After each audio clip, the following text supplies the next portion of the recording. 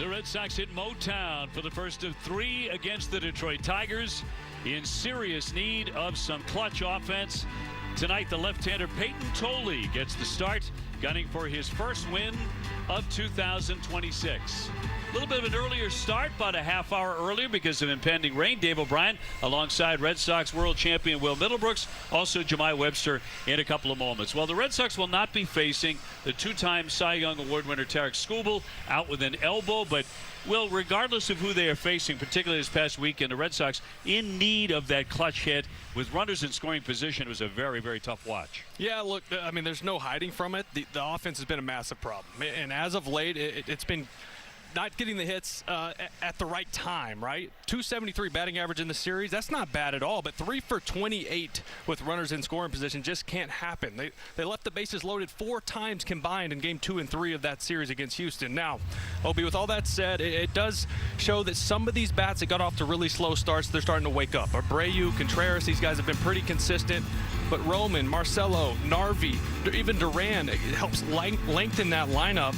And you said it, the boys caught a break with Skubal getting scratched, going on the IL, going to get surgery. But you got to take advantage of Detroit having a bullpen game for the second straight night. Yes, we'll see if that happens here tonight. The big lefty pitching in a big ballpark tonight here in Detroit will not have to face an ace in game 1, unlike his other starts. But he could use some offense. Red Sox and the Tigers, game 1, coming away next. Baseball on Essence brought to you by Audi. Visit your New England area Audi dealer today. By W.B. Mason. Get free next day business delivery from your local hometown team. Plymouth Rock. Auto and home insurance for Boston sports fans. And by buyatoyota.com. For offers not seen on TV, visit buyatoyota.com. Right now here in Detroit, it's a beautiful evening. Weather coming later. That's the reason for the slightly earlier start. Peyton Tolley will be ready to go whenever that is. And for more on the left-hander, let's toss it down to Jemai Webster. Thank you very much, Dave. Last start for Peyton Tolley, he called it a grind, said he wasn't himself. Even his buddy Connolly early said it looked like he was beating himself up over the mound. And the fact that he went 60-some-odd pitches wasn't because of a restriction. It was because he appeared to be tired towards the end.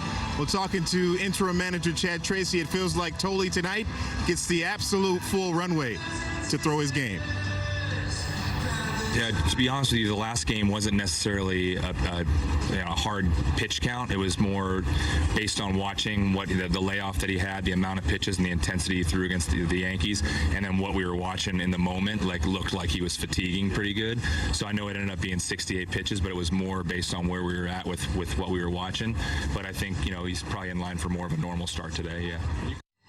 So the question is, can he find the swagger that he showed in his first start of the season against New York? He's still managing the jump from the major league to the starting pitching schedule every 5 days. Tracy says the more exposure he gets, the better he'll be at it. We'll see what he does tonight. He's on the hill for the first one from Detroit. Obi and Will Middlebrooks on the call. That's after this short timeout. We'll be right back. Baseball on Essence brought to you by Nissan. Shop NissanUSA.com today. Planet Fitness, only $15 a month. And by Subaru of New England. Love, it's what makes Subaru, Subaru. Going to be a very breezy night. Wind kind of gusting at times out to left field. But we're getting set for game number 1 of 3. Red Sox have dropped 4 of their last 5. They've managed to score only 8 runs in that period. And as Will mentioned, 0 for 11 on Sunday with runners in scoring position. A.J. Hinch has a team that's not exactly an offensive powerhouse, but it is a good deal better than the Red Sox in many statistical categories. He's got all sorts of problems himself, though, as far as the pitching staff is concerned. Left-hander Tyler Holton will go. He is a guy out of the bullpen who is actually starting his 2nd consecutive game. He's the opener tonight because Skubal is unable to participate with that elbow problem. He's going to have surgery. Give you a look at the Red Sox lineup. It's brought to you by Plymouth Rock, and Jarren Duran will start it. Wilson Contreras up to 280 with 7 home runs. Roman Anthony. Trevor Story back at short after a day off. Abreu's in right. Cedon in center. Marcelo Meyer at second base. Carlos Narvaez gets the catch. And Monasterio is at third base and batting 9th here in the first game. Let's take a look at the Tigers starting pitcher presented by W.B. Mason. Tyler Holton, as OB told you, 5.27 ERA over 13 2/3. And looking at his stuff, typical lefty reliever. Lots of cutters and changeups to righties. He'll go sinker, sweeper to lefties. Don't expect to see him for more than 1, maybe 2 innings if he can get through it. Now we'll take a look at the Tigers on defense. Colt Keith will be at third base. Zach Short will be at short. Hao-Yu Lee will be at second base. Spencer Torkelson over at first. In the outfield left to right, Riley Green, Matt Vierling, Winsel Perez, and Dylan Dingler will do the catching. Umpires for the first game. Ayasanya has home plate. Beck, Parra, and Rehak will take care of the bases. We're available. The telecast can be heard in Spanish by selecting the SAP button on your TV remote. SAP brought to you by Toyota Certified Used Vehicles. And the weather is going to be an issue later on tonight. Chance of thunderstorms at times, very hard. Right now, though, a comfortable 72, 18 miles an hour right to left could be a factor by the time we're done. And so Duran will step in. Red Sox 27th in baseball in runs scored, 28th in homers, 29th in slugging percentage. Although as of late, Duran's actually swinging a better bat. Yeah, he's been a little more consistent the last few days with the leg lift. We know he went to the toe tap, trying to find consistent timing and finding more power. 0-2 on Jaron. Contreras on deck. You mentioned the Red Sox dodged one with Skubal out. The question is, how long is he going to be out? Loose bodies in the elbow. He's going to have surgery on that. Doesn't sound like a major deal. It sounds like they're kind of getting ahead of it. We do remember him kind of pulling at that arm at Fenway a couple of weeks ago. He did it again in his last start against Atlanta. Yeah, well, you're talking loose bodies. That's telling you bone chips. Little chips that just happen from all the constant stress on that elbow as hard as he throws a baseball. And sometimes you get some in there, they start getting stuck in that joint. You start seeing them flexing and rubbing it. And then he went on to strike out the side after that. He did. Oh, that's him. Hot shot and a base hit past the diving Torkelson. And Duran is on. Jaron's looked a lot better, even though the results maybe aren't that prolific, but he's starting to get closer and closer, at least to the Mendoza line. Yeah, this is a hanging sweeper. You see that one just screaming, hit me at the top of the zone. And the Red Sox have been either taking mistakes for strikes, swinging and missing, weak contact. And here lately, you're starting to see some guys attack those pitches a little more consistently. Wilson Contreras, 287 home runs. He's hit safely in 8 straight. And yesterday post-game, he commented, when he was asked about it, he felt the team was playing, as he put it, looser, not as tense after the dismissal of Alex Cora. Then he added, it doesn't matter, we just have to play better.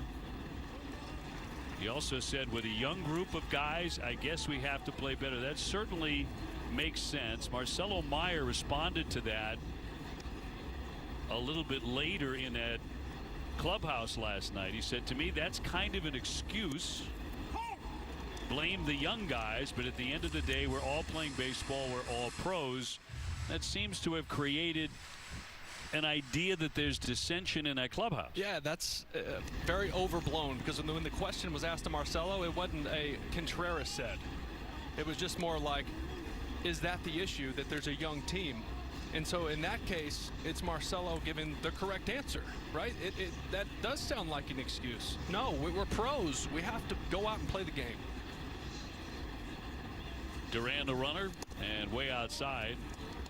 I thought it was funny today. I walked out for batting practice, and Contreras and Marcelo are hugging each other so everyone can see it out on the field. Like, hey, everybody, we're good. We're okay. There's no issue here. We actually like each other. Well, some things get twisted sometimes. Well, particularly when you're 13 and 21. That's the thing. That's it, Obi. And seen it before. It can get that way, but it just didn't feel right, the reporting of that whole thing. Swing a little chopper foul off third base. So you get the idea that whole business will blow over very quickly. Well, winning fixes everything. We all know that, especially here. Roman Anthony on deck. Red Sox have not been doing a lot of winning. Again, having dropped 4 out of the last 5 after that 3-game winning streak. And just scuffling so mightily to drive in runs. Bounding ball, rather weakly hit, short to Lee, that's one, and on to first, not nearly in time for the double play.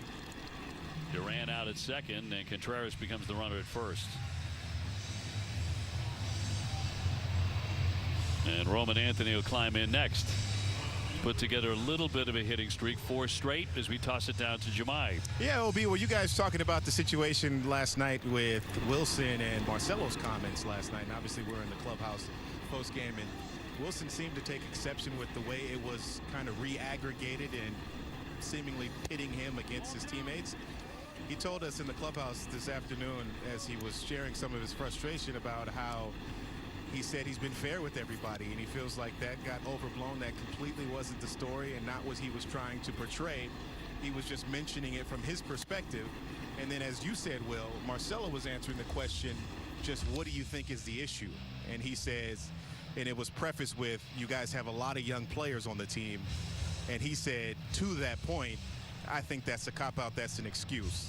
So just one of those things where in Boston, as we all know, things kind of get re-aggregated and turned into something that they may not be. Roman Anthony now chatting with the umpire, and here comes Tracy. I feel like is he looking at his right hand or wrist? Yeah, he sure is. He's stretching it out. Trainer out as well. What was it? It was a weird swing, almost like a kind of a abbreviated swing, and you never want to jump out and say, oh, like, you know, this is where you worry about like hamate and things like that. But you see how he cuts his swing off like that? Yeah. And then sometimes when you do that, when you're swinging full speed, you can really run into some issues with hands and wrists. You know, I haven't dealt with that a lot when I played. Yeah, he just flat stopped swinging the bat. Cut off that swing entirely. Putting it back on, yeah, though. Putting the pad back on, which is a really good sign. I'm just a little scared.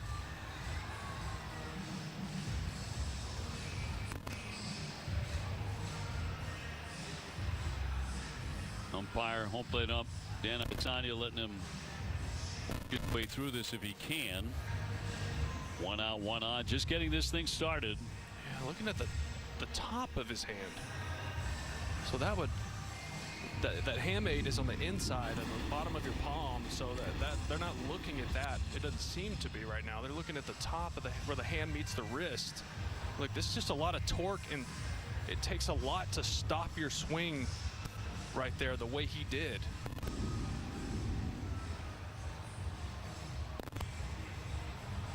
Yeah, he said, I'm fine.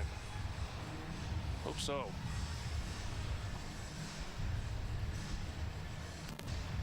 Yep, he's going to continue this at bat.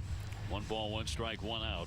Oh, he's been looking so much better timing wise. He's been getting the ball off the ground and hitting the ball in the air. Saw a couple off the monster the last few days. Obviously he's still getting on base and taking his walks, which has been good. So this is, hopefully that doesn't turn in anything. Trevor Story on deck. 1 and 1 on Roman.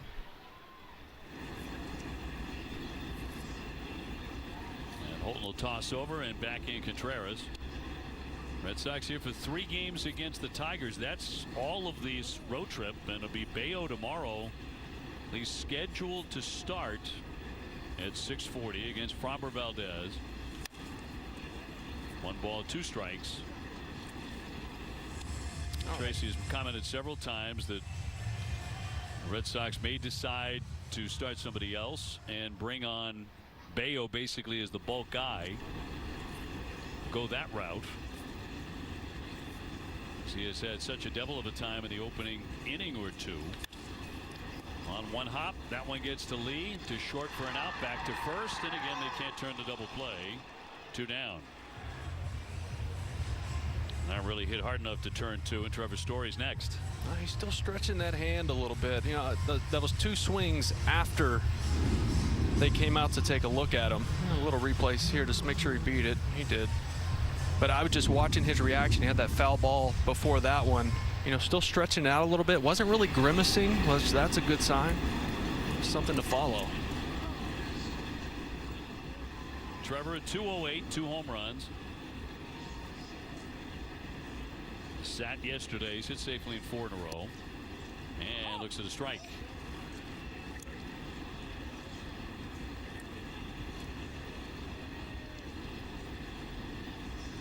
Red Sox have not announced a starter for Wednesday against Jack Flaherty. 0-1 will drift outside. Big ballpark. It's 412 to Deadaway Center. 342 down the left field line. 330 to right. Great big alleys here. Well, it disappeared. Yeah, this is not a place that I did not like hitting here. Obviously, it's huge.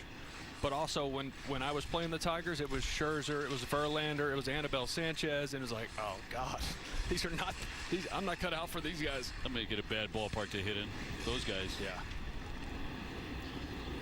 Famously, the Red Sox beat them in the American League Championship Series in 2013 on their way to a championship overall. Some brutally tough pitching in that series. And the count 2-2. You know, coming here, never forget Mike Napoli hitting one left center. Left center. It's still up there, I think. It was that high. Off Verlander, 1-0. That was it. Yeah. Only run the Sox got, but it was enough.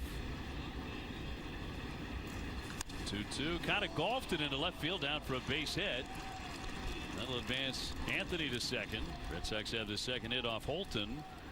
Trying to get something done here in the first inning because they just couldn't do it all weekend against Houston. Yeah, well, they have like 27 hits over the 3 games against Houston, but you saw the numbers and with runners in scoring position. Getting hits wasn't the issue. It was getting them at the right time. And here we are once again, runners in scoring position.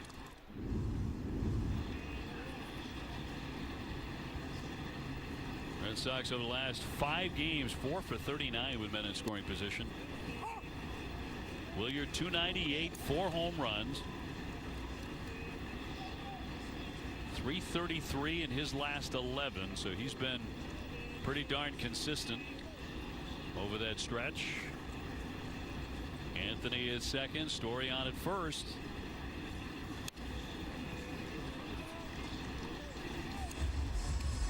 And he's in the hole 0-2. Yeah, Williard over his last 11 hitting 333.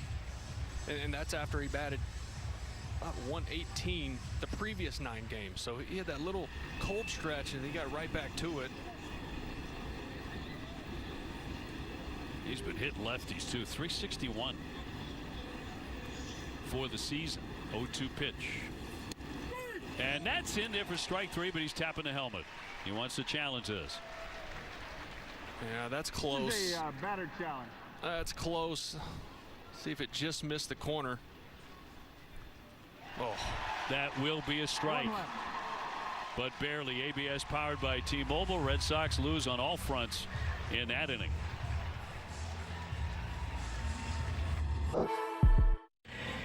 The Tiger lineup presented by Xfinity. Jahmai Jones about to lead it off. He's their designated hitter.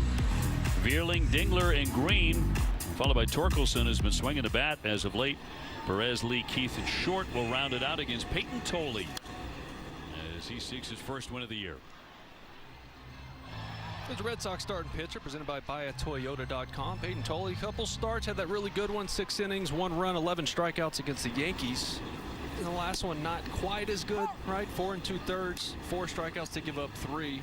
Look at his arsenal right here. Lots of fastballs and different variations of them. He will mix in that curveball and changeup. Swing and a miss. He makes quick work of Jones. 3 pitches, 3 strikes, and 1 down. Let's take a look at the Red Sox defense presented by CarShield. Andrew Monasterio getting the start at third base. Trevor Story at short. Marcelo Meyer at second. Wilson Contreras at first. In the outfield left to right, you got Roman Anthony, Cedar Rafaela, Willier Abreu, and Narvaez will do the catching. Vierling at 214 with 1 home run.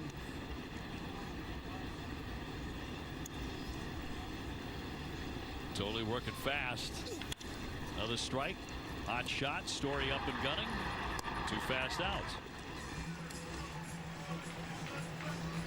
Well, you know that Peyton Tolley made his major league debut last year against the Cy Young winner in Paul Skeens. This season he had already faced Schlittler and Usavich, and it was going to be Skubal tonight, so he catches that break.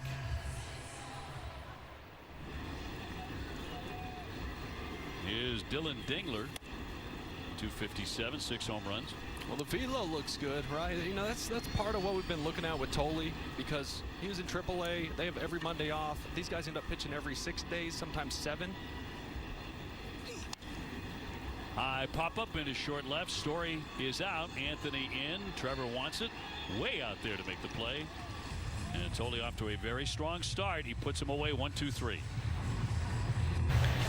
Welcome back to Detroit and the Surfside second inning. Dave Will and Jemai with you. Game number 1 of the 3 games, and we are scoreless after 1. New pitcher.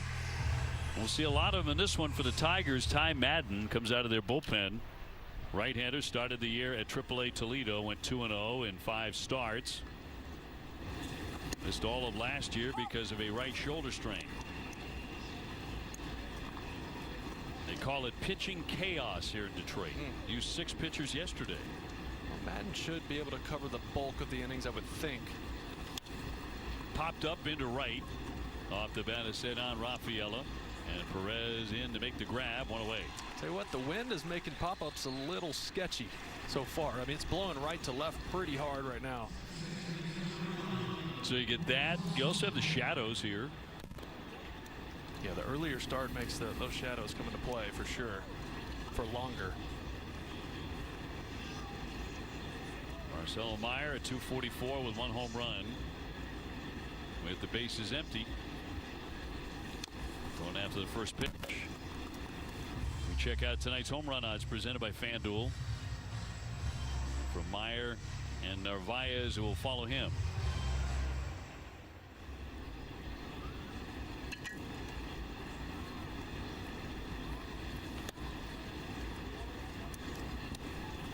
Like Marcelo, you know, he's just tightened up his approach. You know, he went on that 9-game hit streak, had it 0 for 5, but he's been spraying line drives from line to line, using the full field.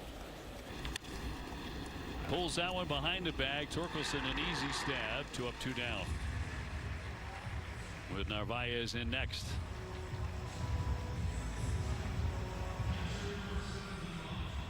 Carlos at 229, a pair of home runs. Been better than that lately, though. Had a double yesterday. 276 his last 9. The Red Sox are not turning some of these better stretches into many runs, but there are guys swinging better bats. In the end, it is about scoring runs. That's it. Get the hits at the right time, right? I know, you know, trying to find silver lining, trying to find positives. You know, and some of these slow bats, these bats that started off so slow are waking up, right? 0-1. Fooled there.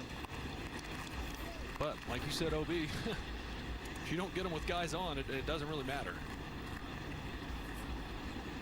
Monasterio starting at 3rd tonight. He's on deck. With Durbin on the bench in the 0-2. And a 1-hopper to short. Literally to short. That's his name. Throws him out. That's an 8-pitch inning for Madden.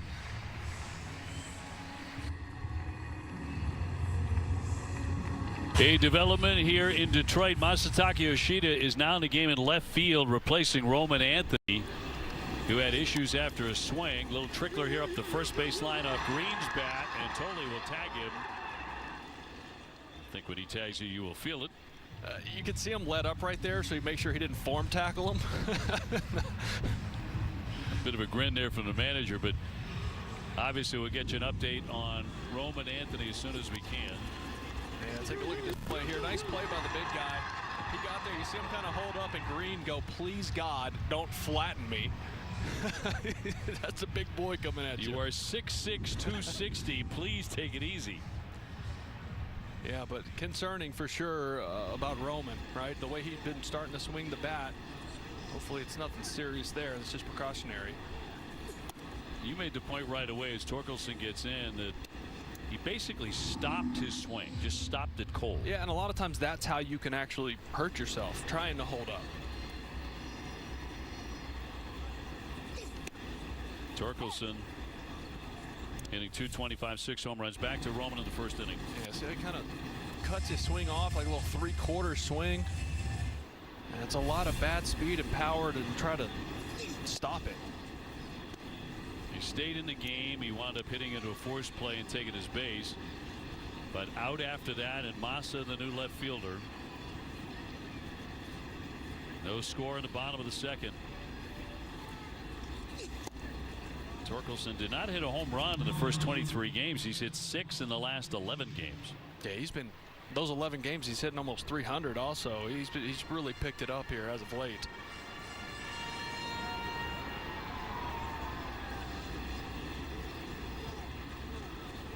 And Tolle with a 2-2. He's been touching 97. And that one 98. There's one more for you. Really good sign there. Chad Tracy said he had planned to manage Tolle's workload at Toronto last time out. After the long one against the Yankees, he only went 4 2/3 against the Blue Jays in 68 pitches. Fouled away. It was a 3-0 Toronto win. His velocity was down a little bit from the Yankee start. And as mentioned, he was pitching on 4 days rest, not what he's used to at AAA. He had a week and a half off before the Yankees start in his debut. But 98 again. Yeah, that pitch before, that curveball down and in, Torkelson pulled it foul. Was just he uses it. Yes, he would love some swing and miss with it, but that's more of a show me pitch, just so I can get back to the gas.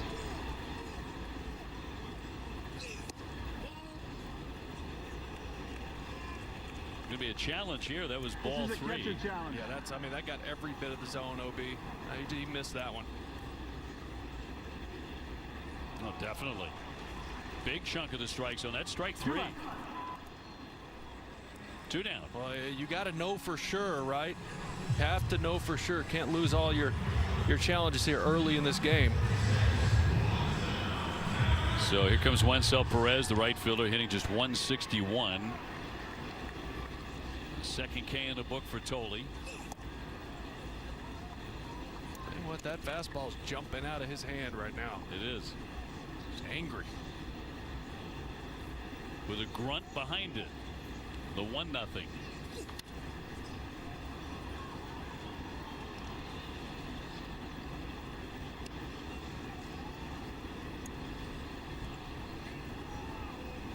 Well, he got him in order in the first inning.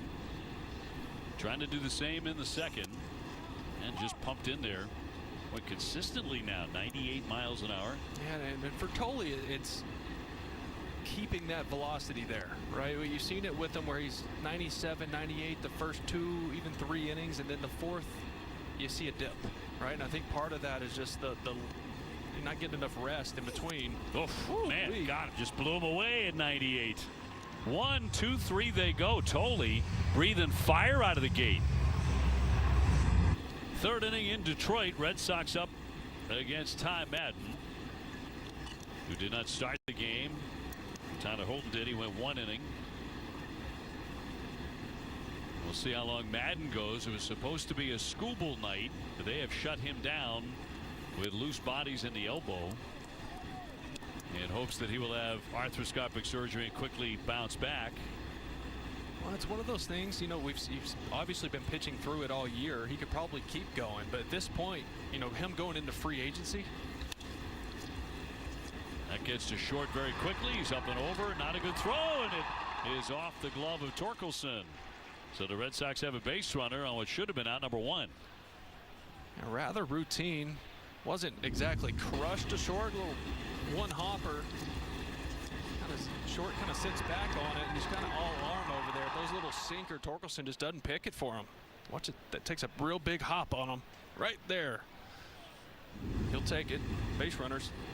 They're on the shortstop. Top of the order, Duran. 1 for 1, a base hit.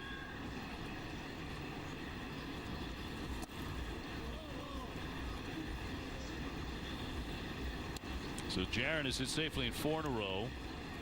Solo home run in the 5th inning yesterday against Houston. Had the home run on Friday night that proved to be the game winner. the 3-run homer, of which the Red Sox have had precious few, a total of 3 of them all season long. It's a Red Sox team that led Major League Baseball in 3-run homers a year ago.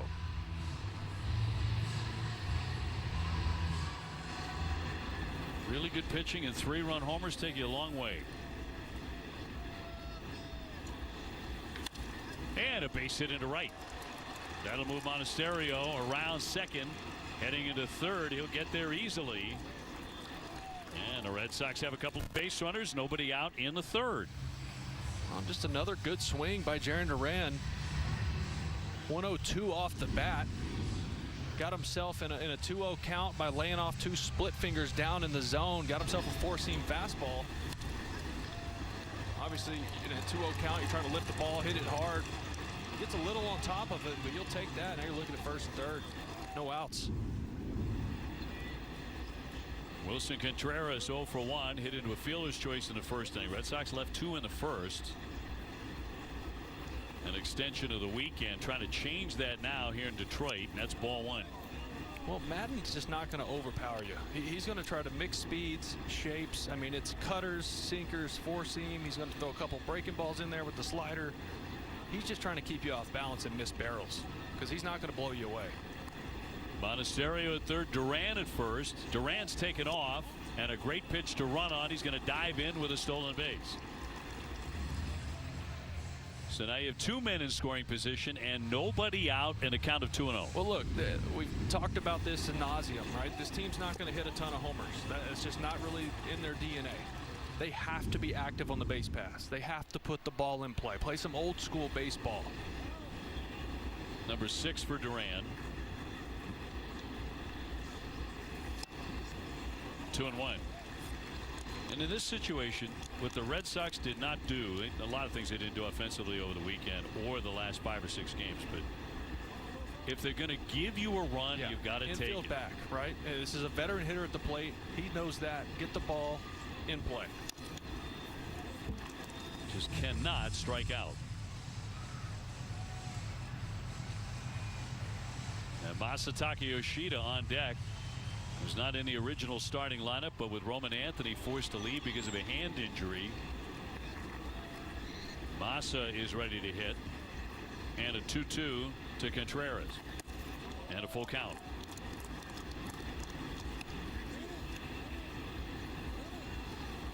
Well, got the base open. I wouldn't expect him to give in here. He likes that cutter a lot. Contreras looking to make it a 9-game hitting streak. He'll tap a foul. We went right after him with the sinker.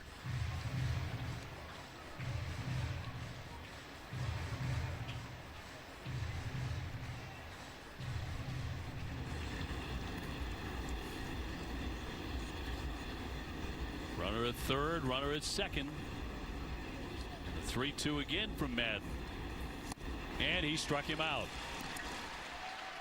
1 down. Let's go back to the Roman Anthony injury in the first inning. Yeah, you know, the more you watch it, and he took 2 swings after that, right? He stayed in the game. He fouled one off. He ended up hitting a ground ball to the right side. I'm just, you know, if it was super serious, I don't think he would have been able to swing the bat anymore. Yoshida batting. And a ground ball to first. Runner will be held up. Throw comes to the plate. Monasterio trying to get back. He'll be tagged out. Duran takes third. 2 down. So Yoshida does put it in play, but right to the first baseman, Torkelson. And Monasterio put out. After the Contreras at bat, they brought the infield in for Yoshida. So this is a lot different. Obviously, they're not giving you a free run. In that type of bat, you're trying to find something you can lift. Obviously, hit to the outfield.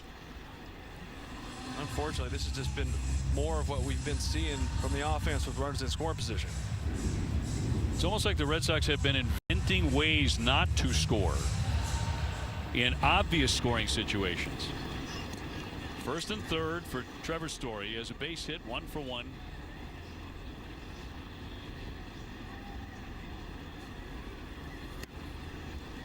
And in in for a strike on Story,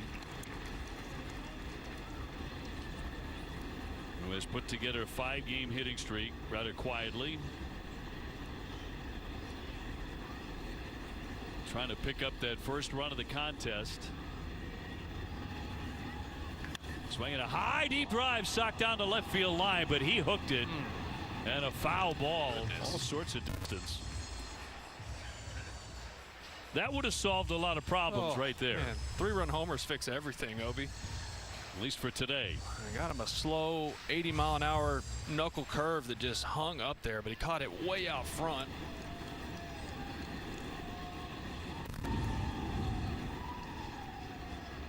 Hit that one a ton, foul, and it's 0-2. And Madden misses up.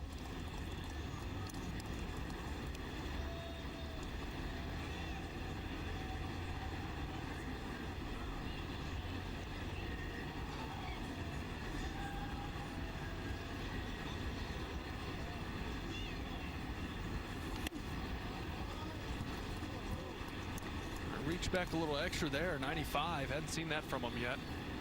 Most of them been around 93. Well, Red Sox had 2 on in the first inning, couldn't score. Had second and third, nobody out in this inning. 2-2. And he struck him out. And the Red Sox once again waste golden opportunity to get a run across the board. Here in Motown, still scoreless in the third inning. Pitching rotation still kind of a question mark here in the 3-1-3. Guys asked if Brian Bale's making his start tomorrow. Chad Tracy responded unknown. The bullpen was taxed yesterday, so it truly is contingent on what happens here tonight. The expectation is he'll still handle the bulk of the innings. Meanwhile, Sonny Gray could get the finale. He threw another bullpen today here at Comerica. Tracy says the bullpen went well. He'll still have conversations with Gray and the group regarding his availability. And everything so far okay with Ranger Suarez on day one following his hamstring strain that saw him leave the 4th inning yesterday. We'll see how things go with that as it develops over the week. And Justin Slayton, guys, lastly, he looked good in his 1 inning of rehab relief with the Sea Dogs. He's due for another one tomorrow, so could be on the way. We shall see. Okay, Jemai, thank you, I think. A lot of uncertainty in there, however.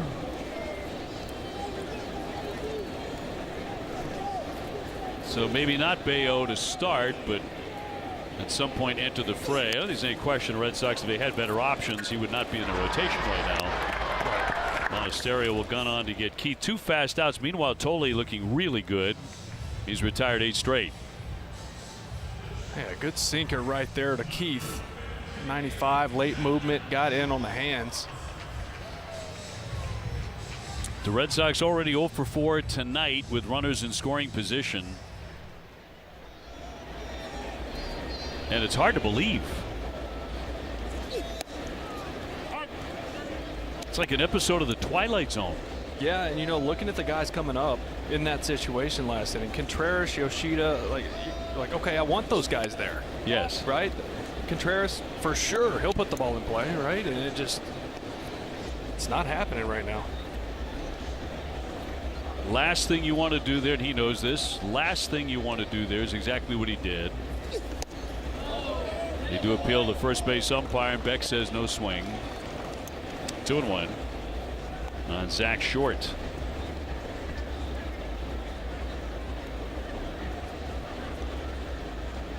Two men out.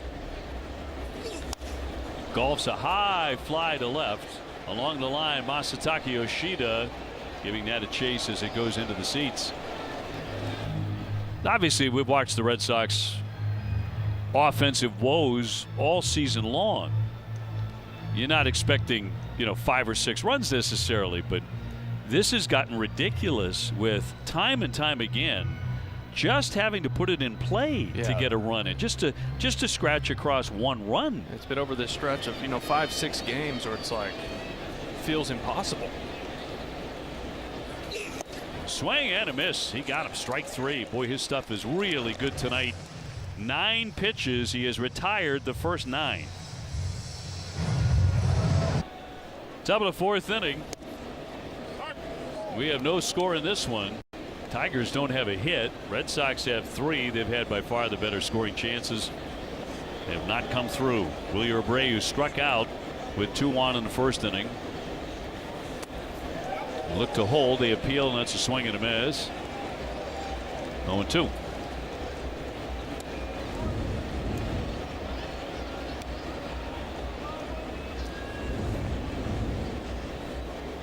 Abreu, Rafaela, and Meyer batting for the second time here tonight.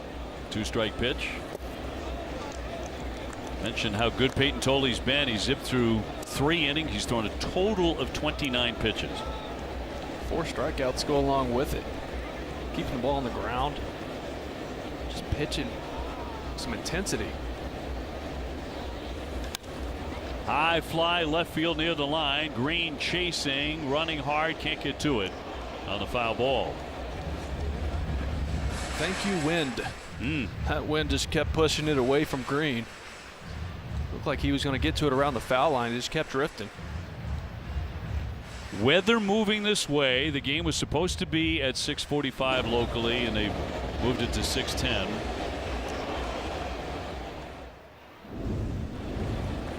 It is gusting on occasion. 1-2 on Abreu.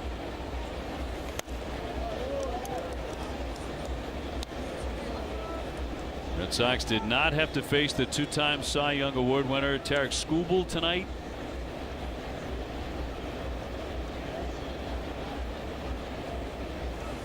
The 2-2 in there for strike 3.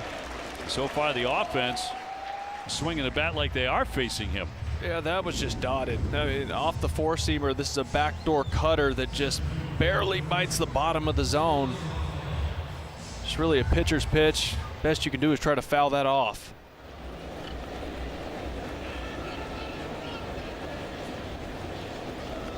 One down. Rafaela 0 for 1, a fly to right.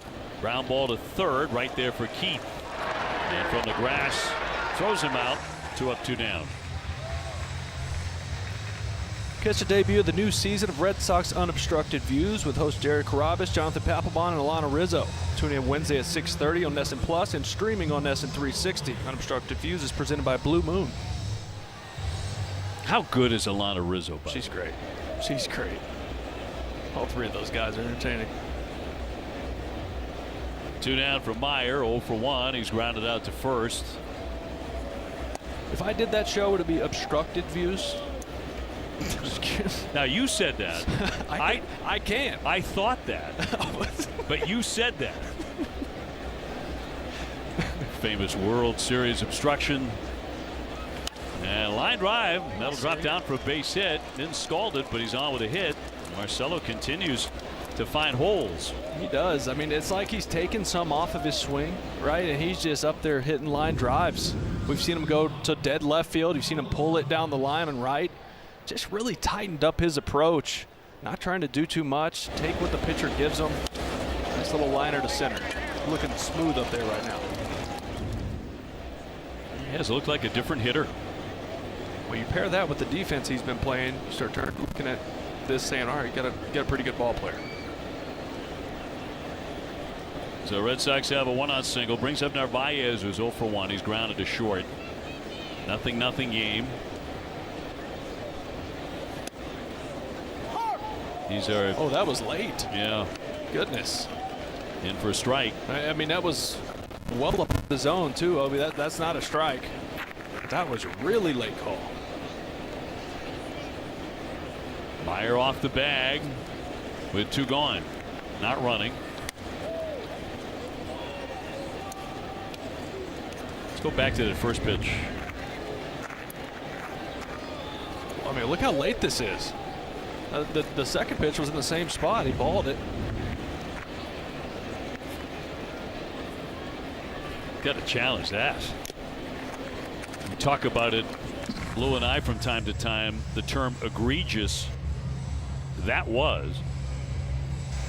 Yeah, it felt that way, right? And when you're down to 1 challenge, that's what hurts when you lose one as early as they did, because you want to keep one for later in the game. Also have to be confident in what you're seeing. And it's got to be quick reaction. I think he wanted to. He looked like he was about to bring a hand up to the helmet and stopped himself. I feel like it threw him off just because it was such a late call. Yeah. Monasterio on deck. 2-2 on Carter. And a chopper to third. Dipping down Keith. Who guns him down. Red Sox get a base runner. Nothing comes of that, and it remains 0-0.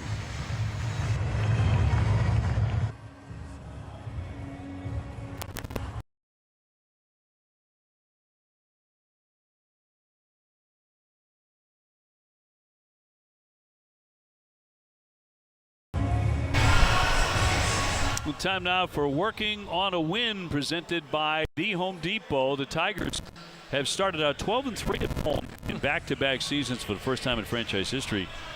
They've been awful on the road, though. Yeah. Lost 14 road games.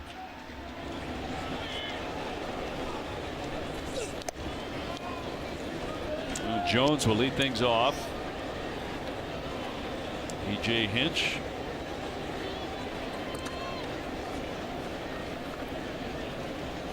Looking to go back to postseason play. Really good here, where everything is better. Jones whiffed in the first inning. Peyton Tolley has seen 9 batters. He's retired all of them. He struck out 4. Frankly, he has been overpowering again, as he was in that Yankee series. Yeah, he's over 50% four-seamer, but he's spotting it, right? You can see him throwing it where he wants right now. Got a fly ball, routine play, center field. Cedon in on it. 1 down. So make it 10 straight. He'll get Matt Vierling next.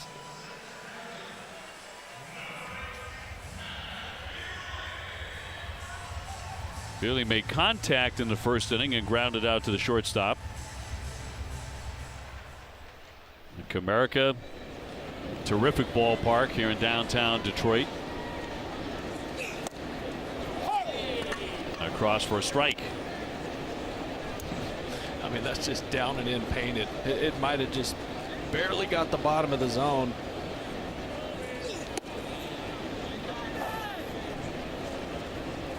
The way Tolley throws that four-seamer with that carry and ride, when it's down like that, it looks like it's going to be 6-8 inches below the zone, and it just sticks it like a dart at the bottom.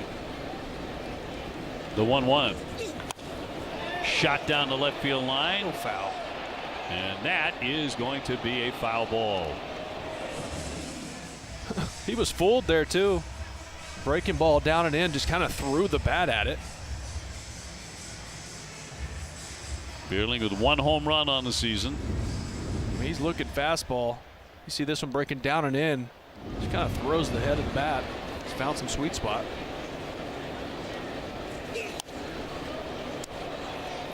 We certainly know the feeling, but Sunday night here in Detroit, they had a lot of fun. Pistons won a Game 7 against the Magic, while the Tigers beat Texas 7-1. Fly ball center field, and again Cedon with a play. 2 down. He caught that low, didn't he? Right around his belt. I guess it's when there's gold on the back of your glove, you can do that. Yeah, pretty casual. Dingler will be next. 0-for-1. He's popped to short. Again, they have not had a man reach first base. Well, 4th inning, you're still seeing 97s. It's a good sign.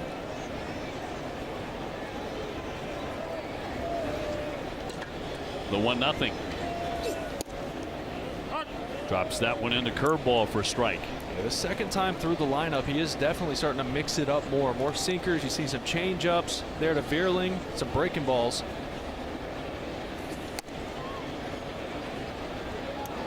Dylan Dingler, a guy who hurt the Red Sox back on April 19. 4 for 5, a home run, drove in 4. Well, he came into Fenway hot and stayed hot.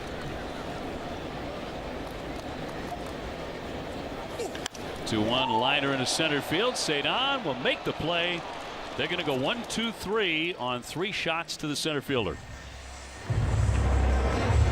By Salem 5 Bank, still scoreless from Detroit, and we got an update on Roman Anthony, guys. He left the game with right wrist discomfort, the Red Sox say.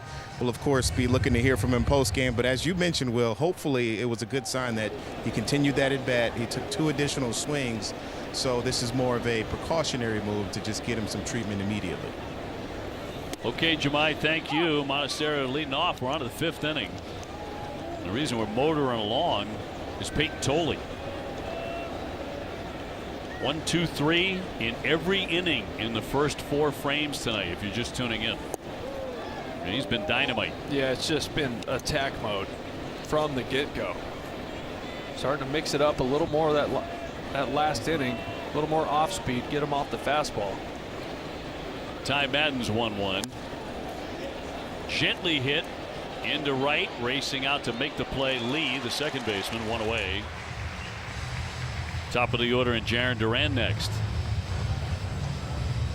And will tonight be one of those games where a run or 2 is plenty? It feels it to this point. Jarren 2 for 2, 2 singles so far. He's looked good, nice and balanced. Stolen base as well for him, his 6th. Contreras on deck.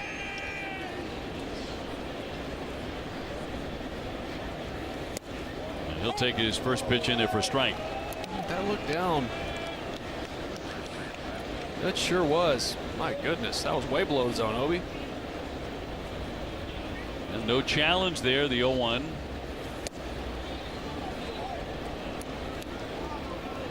Red Sox have 1 challenge left.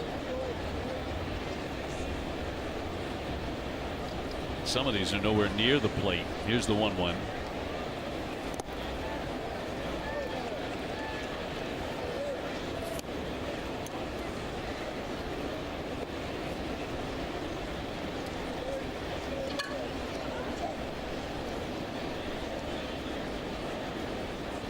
Right-hander's 2-1 pitch, and got a piece of it, fouled it away. Red Sox yesterday dropped the rubber match against Houston. Boston currently winless in series in which they win the series opening game. 0-4-1. 3-3 in series in which they lose the series opener. That's just how you're losing them too, right? You know, 4 of those last 5 they've lost. They scored a total of 8 runs. And a swing and a miss, strike 3.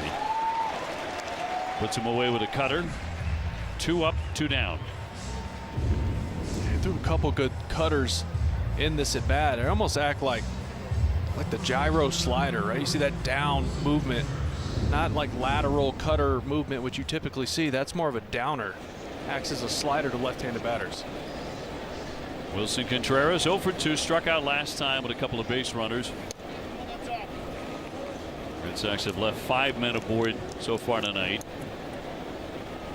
Detroit has not had a single base runner. And a 1-0.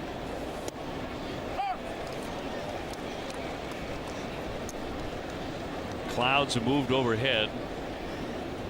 It's gotten a good deal darker here with the weather coming to town later on tonight.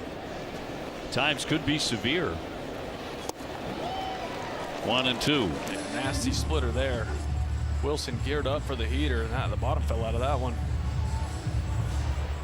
Starting to cool off a little bit too. Nobody on base and 2 gone and a 1-2 home. And he stays alive. Tomorrow night supposed to be Bayo's turn up against Framber Valdez. Very tough customer, the lefty. Red Sox will face Jack Flaherty on Wednesday. He had a pretty good outing against him at Fenway. He walked 6 men. Yeah, I'm curious to see how that goes tomorrow. I mean, if Tolley can go deep into this game and the bullpen's fresh, it's going to probably be an opener.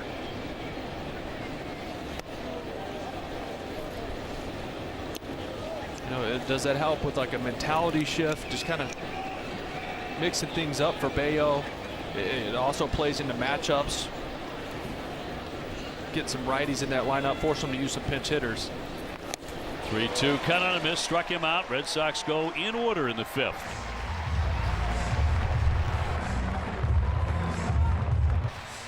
That's your pitching arsenal presented by your New England area Audi dealers. You can see the strike percentage there. It has been attack mode for Peyton Tolley. That four-seamer coming in there just under 80%. I mean, he is going right after guys. Only 42 pitches. And Riley Green has a 15-game on-base streak, in which he's hitting .340. Will lead things off in the 5th. Something else with Riley Green also. He's hitting .333 against lefties this year, coming into today with a .954 OPS. Last year he hit just .218 against lefties. So that was clearly, just like Wilyer Abreu in the offseason, working on hitting lefties.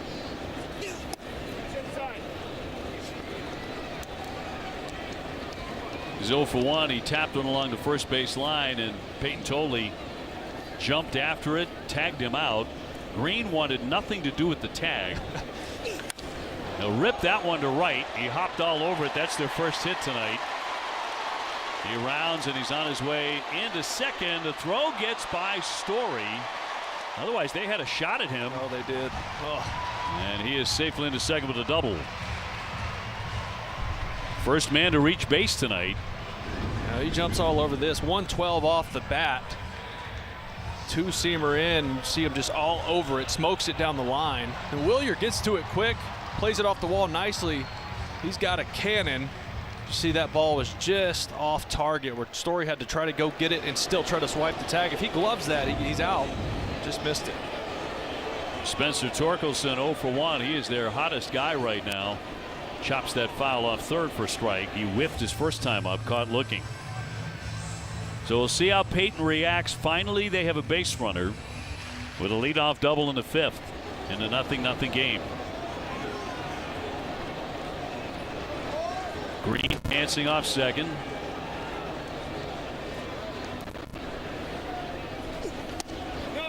Did he check? He did. Adam Beck said no swing, 1-1. We're seeing a couple off-speed pitches in a row right there. You're trying to get Torkelson to hit the ball on the ground to the left side so Riley Green can't move to third base. Knocked it foul. Seeing cutters in. You're seeing breaking balls over the plate, just trying to get him to hit it to the left side.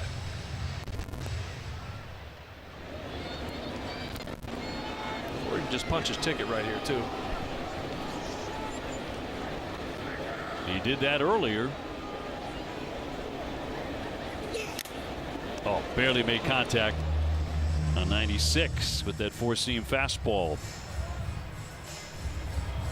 Yeah, that's that elevated four-seamer he's been trying to go to today. That's the one pitch where you see Narvi ask for it up, and a few times he's thrown it down in the zone. He got that one up there, though.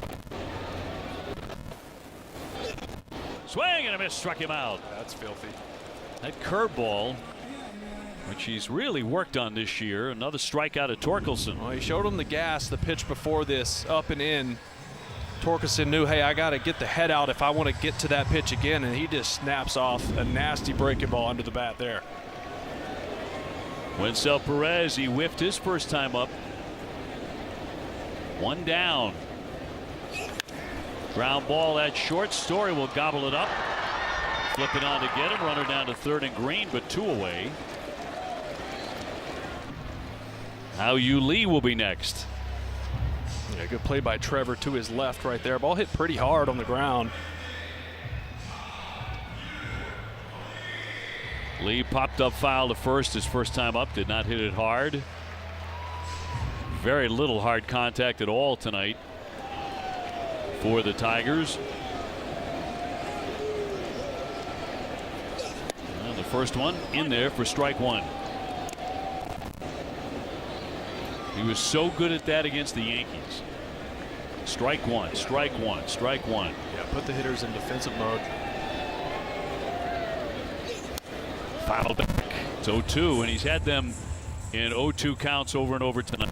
Oh, Hal Lee takes massive hacks. We saw that when they came to Fenway. He was swinging out of his shoes. That was also his first series in the big league. Probably some nerves and emotions going on there, and he was coming out of his shoes. He hit the ball hard a few times. But he showed that he will chase the fastball up above the zone.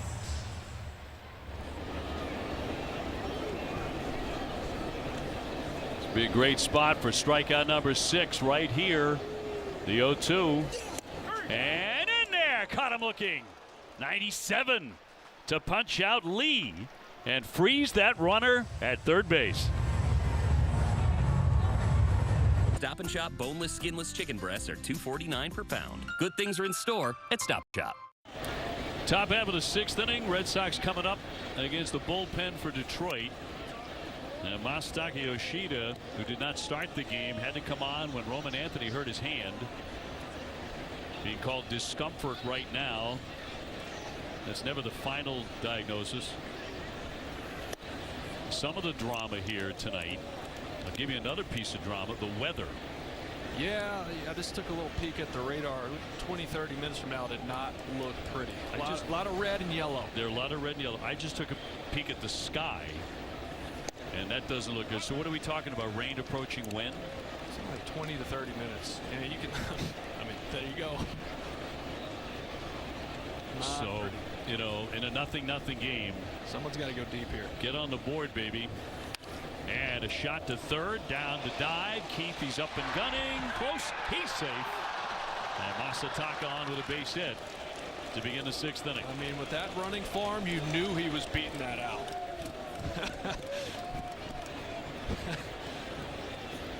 A tremendous play by Colt Keith over there at third base. He shifted over to short. Massa inside outs this. Couple steps, dive, gets up and throws. Massa just beats it. Well, they say speed doesn't slump. He was sniffing that hit as soon as he hit it. Did some damage with it, too. I think Keith busted his belt making that diving stab. Got a dress in front of about 20,000 people. So how important it was for Tolle, with a runner at third, to strike out Lee, knowing weather is on the way. We're now into the 6th inning, still 0-0. Tolle has just been a blast to watch tonight. Here's Trevor Story, a base hit and a strikeout, 1 for 2. Trevor turned on a ball in his first at-bat of first inning. He did hit it foul, but he just hit the daylights out of it down the left field line. Hanging knuckle curve. That was a good hack right there on that fastball. Just fouled it back. Red Sox 5 hits. The Tigers have 1.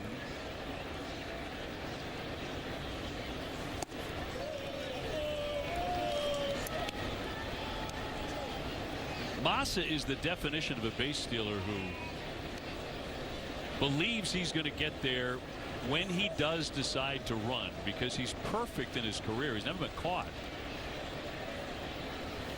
Slicer foul back out of play. Doesn't run very much. He picks his spots. Yes, 14 for 14.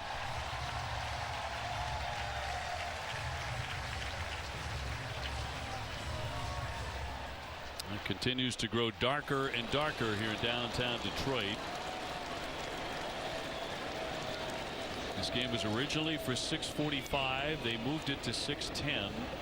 Looking like we should have moved it to about 5. Maybe 1:30. 1-2. Line to left, but he hooked that one too much. Boy, he's had a couple of big-time swings tonight. Just had too much hook on him. A couple loud strikes. 1 and 2. Man, that was a splitter. Madden left up there for him. His splitter looks so much like his two-seamer out of the hand. A similar movement, but it's about 8 miles an hour slower. Abreu on deck. And in there, strike 3. Trevor Story will take a CD fans for the second time tonight. One gone. That's a frustrating one for a hitter. This is a cutter and it backs up. So out of the hand is just coming at you, and then little bit of movement at the last minute. I mean, that's not a pitch Madden's trying to make, and it worked out for him. Well, tough start tonight for Wilyer Abreu as well. He struck out looking each time up. 0 for 2.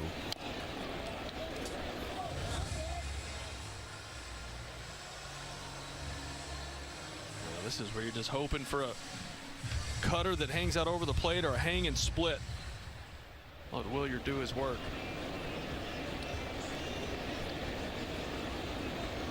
A lot of room in that outfield. If you find a gap where you drill it down the line, because of the size of the ballpark, a good cut there, and it's 0-2. Although it did tend to play rather small for one David Ortiz. Well, remember Poppy hit some big home runs here. He went almost over everything here. He had a home run in the Grand Canyon if you let him. 1-2.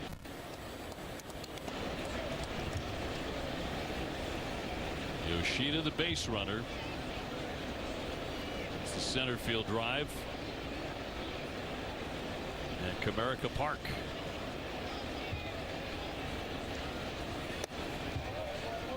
Were you ever inside old Tiger Stadium? No, I haven't. I didn't get to. What was the last year of that? I don't remember when this one opened. I remember being there for a handful of games in the last year of the ballpark. You talk about tiny. 2-2 popped up center field, short out, Veerling in, Veerling there. 2 down. Wednesday, May 13th, we honor nurses at Fenway with our annual Nurses Night. Arrive early for a special pregame ceremony and activations around the ballpark. Grab your tickets now at redsox.com/nurses. Last year, the old place, Tiger Stadium, 1999. Demolished several years after that. Cedon is 0 for 2.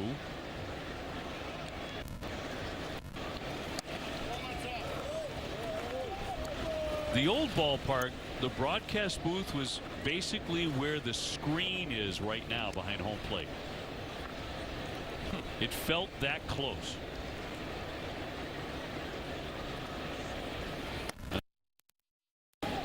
If you were broadcasting a game from that location, you could actually hear the umpires talking to hitters. You could listen to the catchers talk to the umpires. That's where we are right now. That's the center shot, but way closer was the broadcast booth.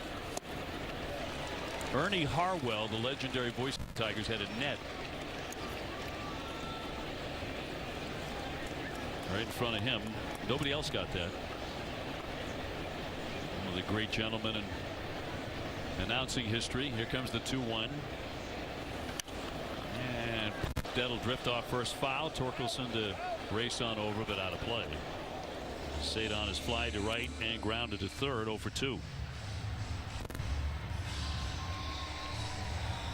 Yeah, the first I really remember this stadium was, I mean, obviously, but I remember watching the 06 World Series. I think they played St. Louis. Sounds right. Yeah. I mean, St. Louis beat them like 5 games. Had some really good teams here. On the infield to third, Keith with the bouncer. Gonna be close, safe there.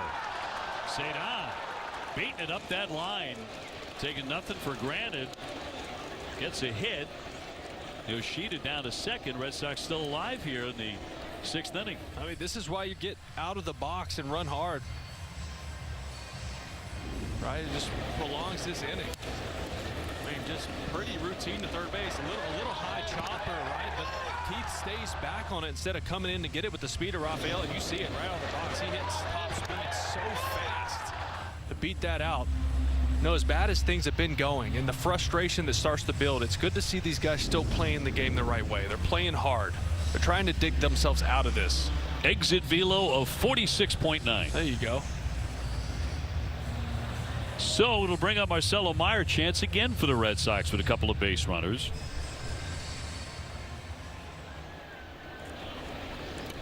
Left 2 in the first, 2 in the third, another one in the fourth, and now have 2 more on in the sixth in the 0-0 game. The sky's starting to light up back there, Obi. It's starting to lighten it pretty deep back in the distance. Yeah, I'm seeing flashes of lightning around Comerica. Got to get on the board. 1 ball and 1 strike.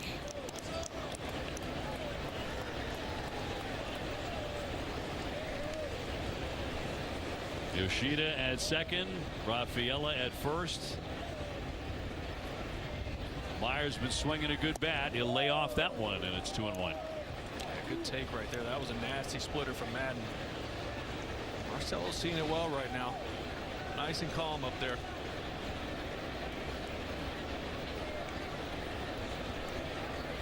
Wind blowing out to left, and a 2-1 from Madden.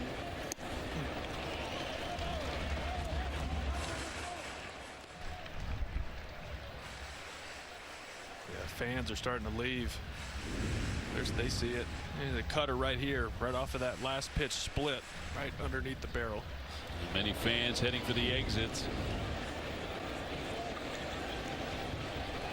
2-2 to Meyer. Left it inside and a full count.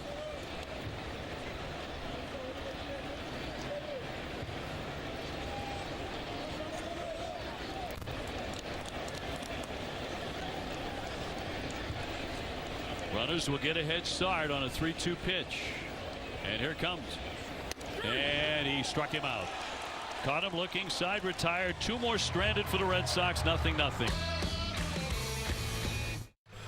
Catch a condensed 2-hour version of this Red Sox game tonight at midnight on Sox and 2. Only on NESN and streaming on NESN 360. Presented by Bigelow Tea. So the game is going to continue.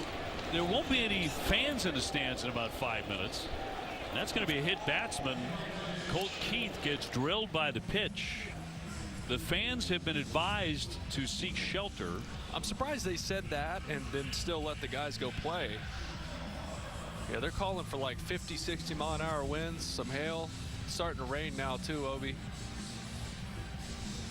I guess trying to play as long as they can. That's during the break. They put that up on the big board.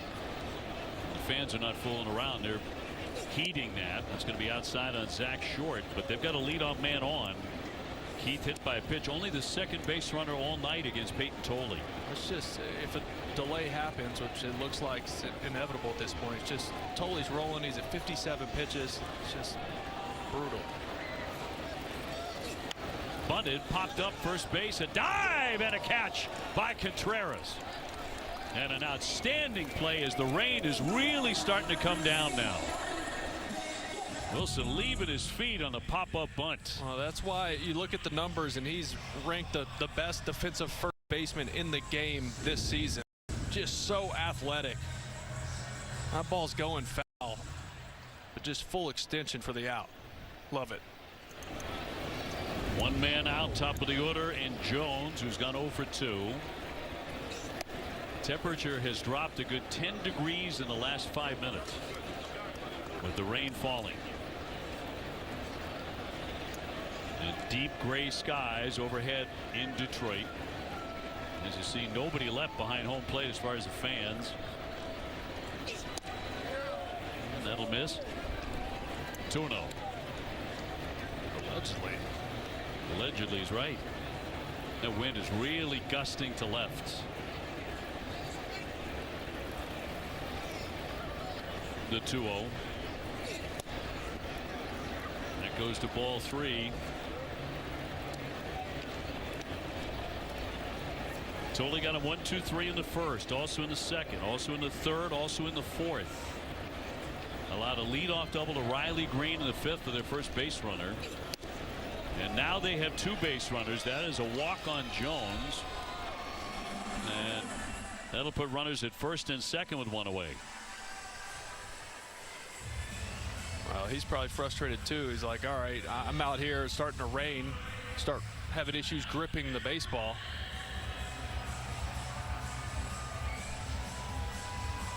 I mean, he had just been pounding the zone with fastballs, and then this inning just not finding the strike zone. A lot of that has to do with it raining. That is foreboding right there. That is out beyond right field. So Keith hit by a pitch. Jones just took a walk, and that brings up Veerling, who's 0 for 2. And fans continue to head for cover. Ooh, that was a big couple of lightning strikes right above us. And Tolley looking for a ground ball to put an end to this bottom of the 6th inning. Gets a grounder foul.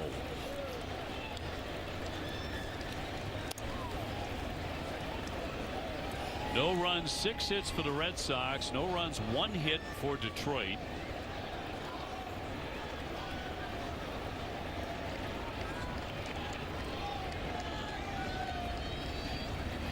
And 23-year-old Peyton Tolley with the 0-1. Throw back to first and down the line. Narvaez threw that one away. Keith is rounding third. He's going back to the bag as the throw comes home. On the throwing mistake by Narvaez, it'll put runners at second and third. Best scoring chance of the ball game for the Tigers. This is a massive mistake, right? Trying to get over aggressive because you feel like your pitcher's not finding the zone. Tries to be quick, little snap back pick right here, and it just sails on him. But tremendous job by Wilyer Abreu to get to that quickly and get it in. Infield in. 1-1 on Veerling.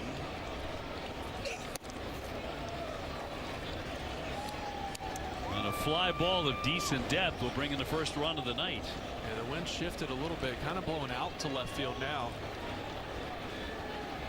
Only 1 away.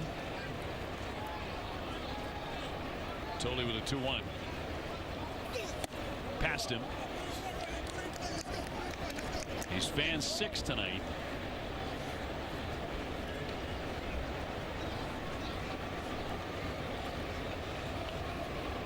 Keith at third, Jones at second. See Tolley trying to lock it in right here. He knows this is a big spot. Has to execute.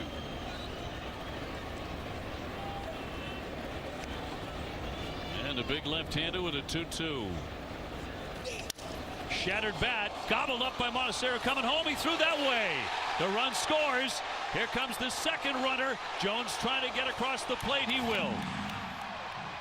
Tigers get 2. It is 2-0 Detroit. On a wicked smash on a busted bat, Montecero got knocked back.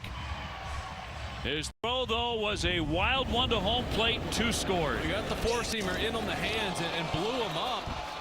Blew up the bat flying at Montecero, threw him off. Obviously, he had to go down to the ground to make that throw.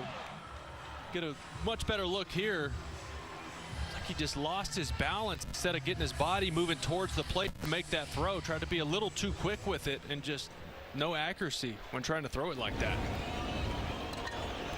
The barrel of that bat was flying right at him. And Veerling wound up all the way down to second.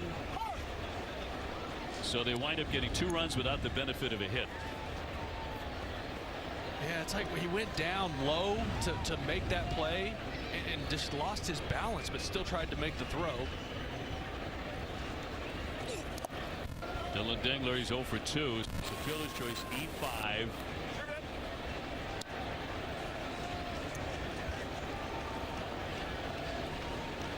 Red Sox make their second error of the inning. They only made 2 in the last 20 games. That's a swing and a miss. In particular with the nasty weather in the area and rain falling right now. Red Sox are down 2-0. It's huge. Dingler, one of the better RBI men, 23 of them. He's popped up and flied out tonight. He'll knock that one foul.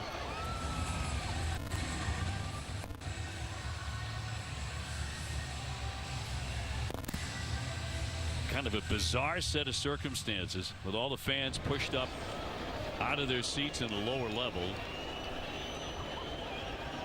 Rain falling, dark skies, a swing and a miss there, and he'll strike out. A hit batsman, a walk, a pair of errors. Now it's become a wet night in Detroit. The Red Sox are down 2. And Riley Green will climb in. He's doubled and grounded out 1 for 2.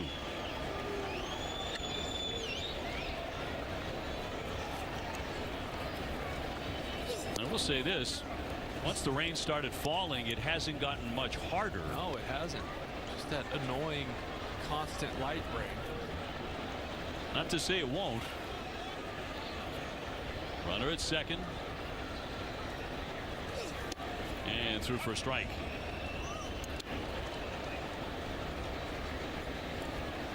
Totali's had terrific stuff tonight.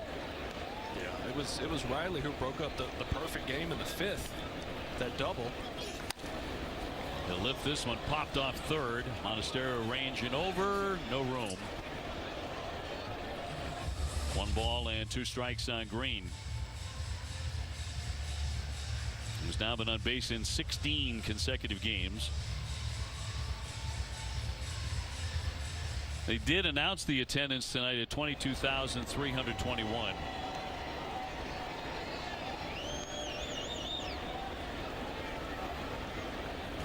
One, two, big swing, and he struck him out as he picks up 2 Ks in the inning. He does not give up a hit, and they score 2 runs.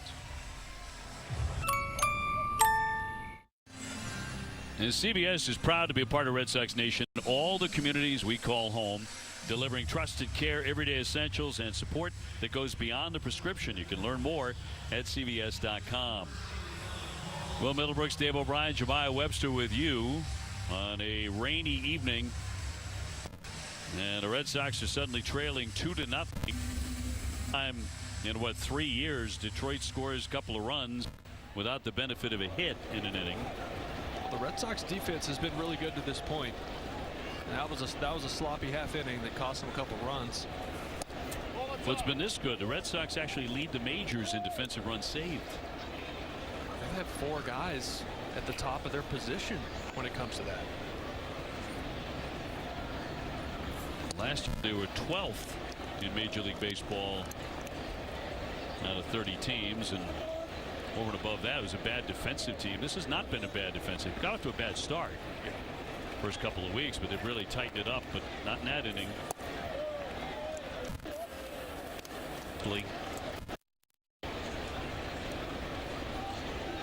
This feels like it's being played in front of an empty ballpark. Though there are fans here that just pushed underneath the overhangs.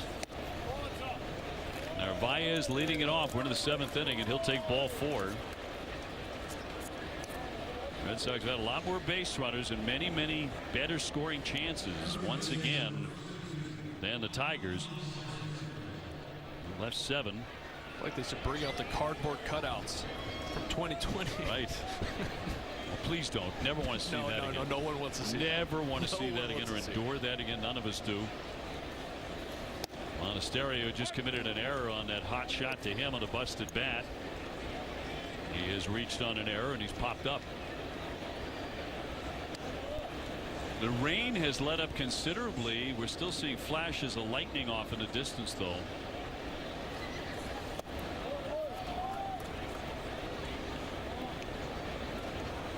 Jaron Duran on deck.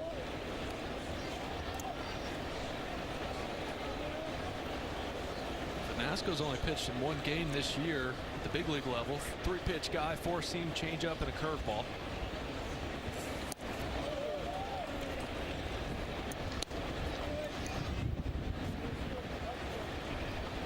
Feeling a roll of thunder off in the distance too.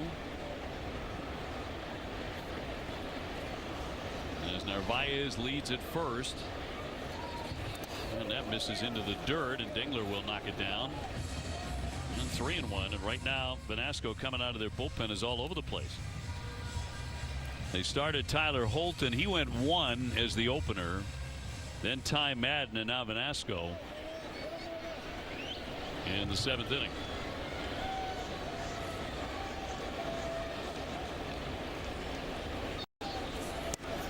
That's a strike. 3-2.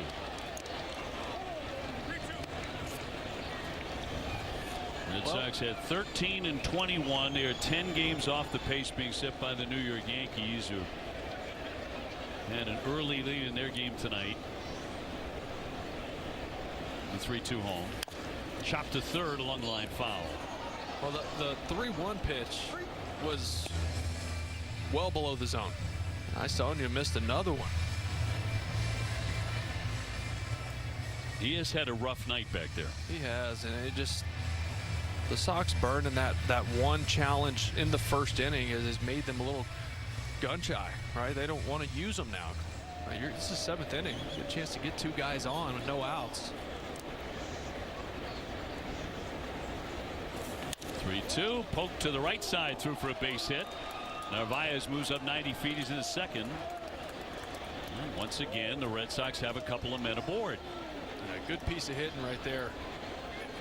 3-2 count. It's kind of textbook. See that away from him, just takes it with him. Really nice swing.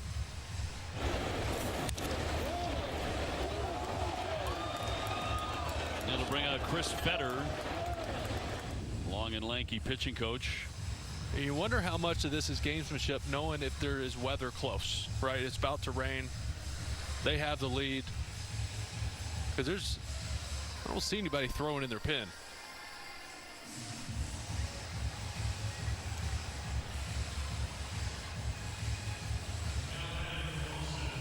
So top of the order in Jarren Duran, who has a pair of singles tonight in the first and the third. He has also struck out. Red Sox problem has not been getting base runners. It's been getting them in, which has been a dreadful problem. Again finding themselves in a winnable ball game where a couple of doubles you'll be in front. And a 1-0. Come on, Dan. It's another late call on a pitch. It was just off.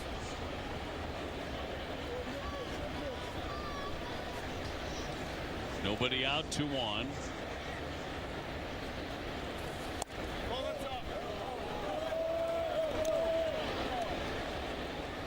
Narvaez took ball 4 on a stereo with a base hit. And several times in the game, the Red Sox have had multiple base runners. The 2-1. High fly down the left field line. Go into ball. the corner. There goes Green taking a look. That ball is gone. Home run. Jarren Duran with a 3-run homer. The Red Sox have been looking for that for days. And the Sox jump in front. His 4th home run of the year. Goodness gracious, backside. 4-seam heater away from him. This ball was crushed, Obi, in a huge spot. Down the left field line. The Red Sox home run presented by your New England area Audi dealers. We got lightning bolts everywhere. The biggest one so far off the bat of Jarren Duran. And a swing, and Contreras with a pop-up into foul ground. Torkelson will make the grab. And Contreras 0 for 4 tonight. But Jarren Duran hit the last 3-run homer we saw. That was on Friday night. Well, the power is starting to show up for Jarren. I mean, we know about the pull side power he has, but this is a little different right here. 381 feet down the left field line. Looked like a righty pulled it. Going oppo. Big time. In for a strike on Yoshida. The Red Sox finally busting through a walk, a base hit, a 3-run shot in support of Peyton Tolley. Finally get some offense. Well, 3 hits, or 3 homers for Jarren in the last, what, 4 games? And all 3 have given the Sox a lead. Fan throwing that back. You know what? I respect it. I do. That dude had a long way to go to get that baseball. As the fans were long ago asked to vacate that area. Got to give him a tip of the cap. But Jarren Duran now up to 4 home runs. That's his 3rd hit tonight. We talked about this in Toronto when Lou and I were doing the game, and he hit 3 shots that were caught. He was hitting right on the button, but you could see it coming. Yeah, you can see when it starts to click timing wise. 3-1 on Masataka, who is 1 for 2 since he came on for the injured Roman Anthony. A hand injury tonight for Roman in his first at bat. Jarren Duran with a 3-run shot opposite field. Just a reminder how strong he is. Swinging a high fly ball into right. That's it. Stretch Well, a little. back it up. Perez. He's coming in on it now, and it's going to drop in front of him. And he kicks it around, and Masataka is into second. He had to have lost that in the sky. Had right? to have. He tricked me. I saw him going back to the wall, and I'm thinking, okay, maybe this could sneak out of here. Because the wind has really let up. It's not blowing right to left like it was. He thought this was by the fence. I don't think he could see it. He'll take it. 2nd hit of the day for Yoshida after coming in. We used the term twilight zone earlier in the game. It's feeling like it. Yeah. Red Sox catch a break there. Only 1 down, and here's Story. Trevor 1 for 3, a single tonight. Red Sox ahead 3-2. We're in the 7th inning.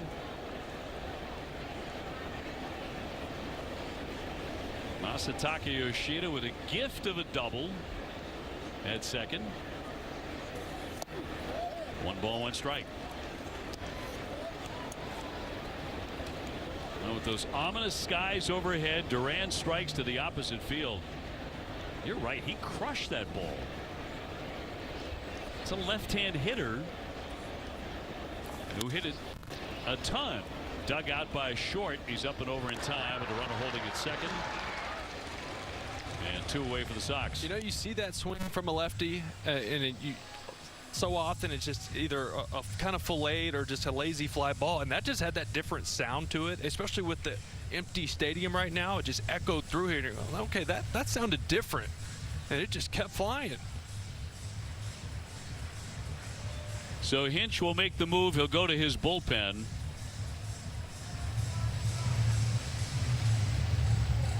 With the Red Sox on top 3-2. Legendary radio broadcaster John Sterling passed away today at the age of 87. John spent 36 years as the voice of the Yankees. He called 5,060 consecutive games from 1989 to 2019. He was on the air for 24 Yankees postseason trips, 7 World Series appearances, and 5 World Series titles. John Sterling, who's a great friend of ours, was 87.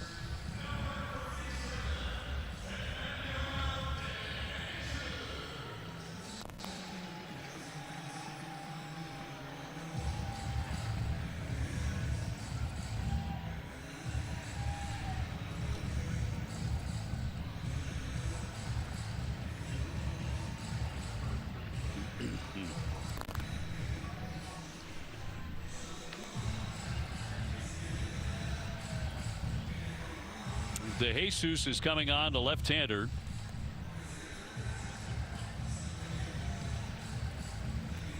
And this will be his 8th appearance, coming on with an unsightly 8.68 ERA.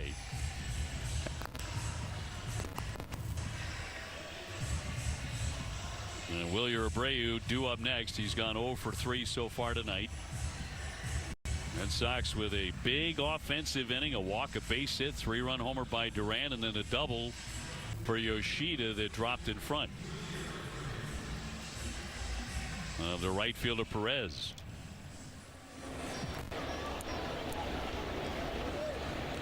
Red Sox trying to tack on another one.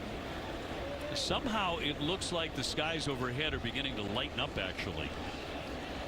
Might have gotten lucky. Umpires electing to play through it.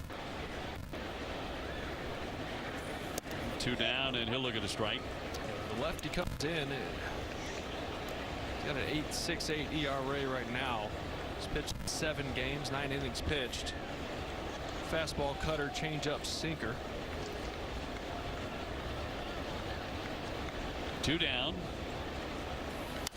And he'll knock that foul. Red Sox rallying from an unsightly inning in the bottom of the 6th when they allowed 2 runs on a pair of errors and have bounced back. 3-run homer by Jarren Duran. Line drive and a base hit into left. Yoshida into third, hits the bag. He's around to score, and another run is home. Wilyer Abreu with his 15th RBI, and the Red Sox open up a 4-2 lead. That's a beautiful thing. Hits with runners in scoring position. You know, DeJesus comes in. It's his job to get the lefty Abreu out. That was the whole reason for it. It's a tough at bat for Wilyer, but I said earlier, he's been swinging the bat well against lefties. That was a really good swing with 2 strikes. Red Sox will bring up their 8th batter of the inning, and Cedon fouls that one away as an infield hit tonight. Just a breaking ball up, trying to go down and away with that. Left it up for him. Just slapped it the other way, and then the blazing speed of Masataka Yoshida comes around. Called strike. Red Sox have out-hit the Tigers tonight 10-1.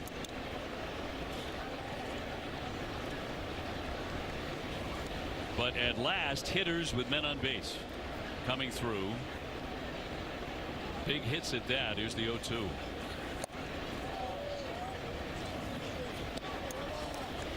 Didn't start that way.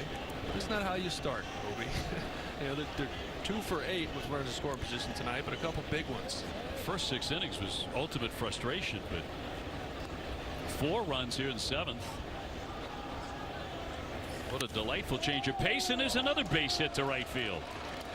Abreu moves up to second, and the Red Sox continue to swing it first and second in front of Marcelo Meyer.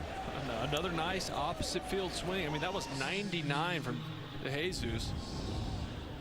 4-seamer away. You see the 4-seam rotation. Rafa not trying to do too much.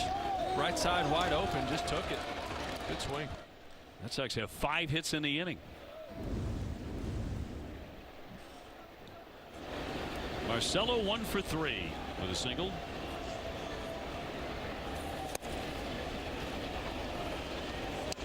As the 1 home run on the year. It's a better park home run wise for a lefty hitter. 330 down the left field line, 342 to left, and he'll look at a strike. 0-2.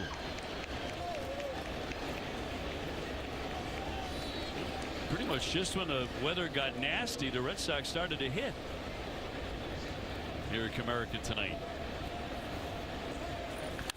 Line shot, hit wickedly but foul. Some really good cuts in this inning. I can't get over that homer by Duran.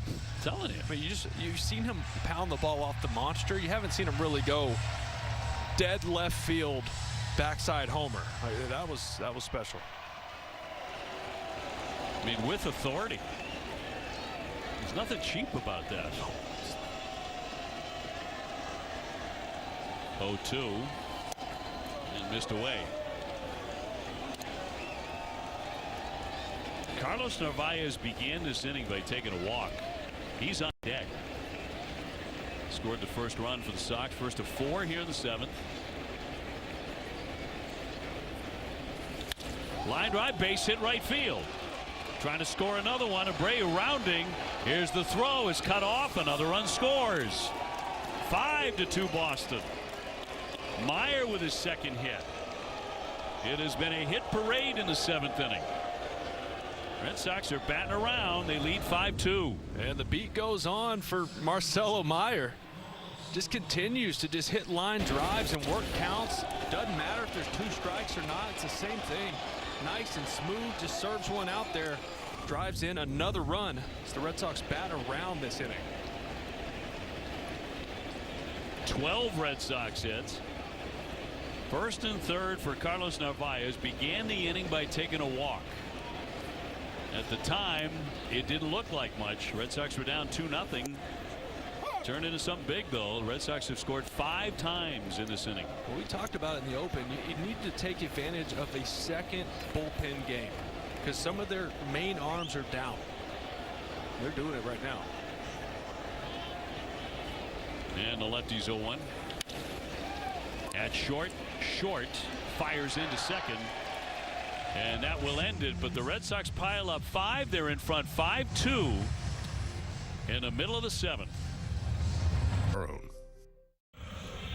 The official hospital of the Red Sox is Beth Israel Deaconess Medical Center, advancing medicine through breakthroughs in research, nationally ranked specialty care, and innovative treatments. You can learn more at bidmc.org.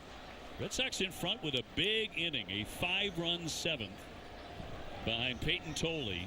If he gets an out here, it'll be a new career high in innings for the lefty.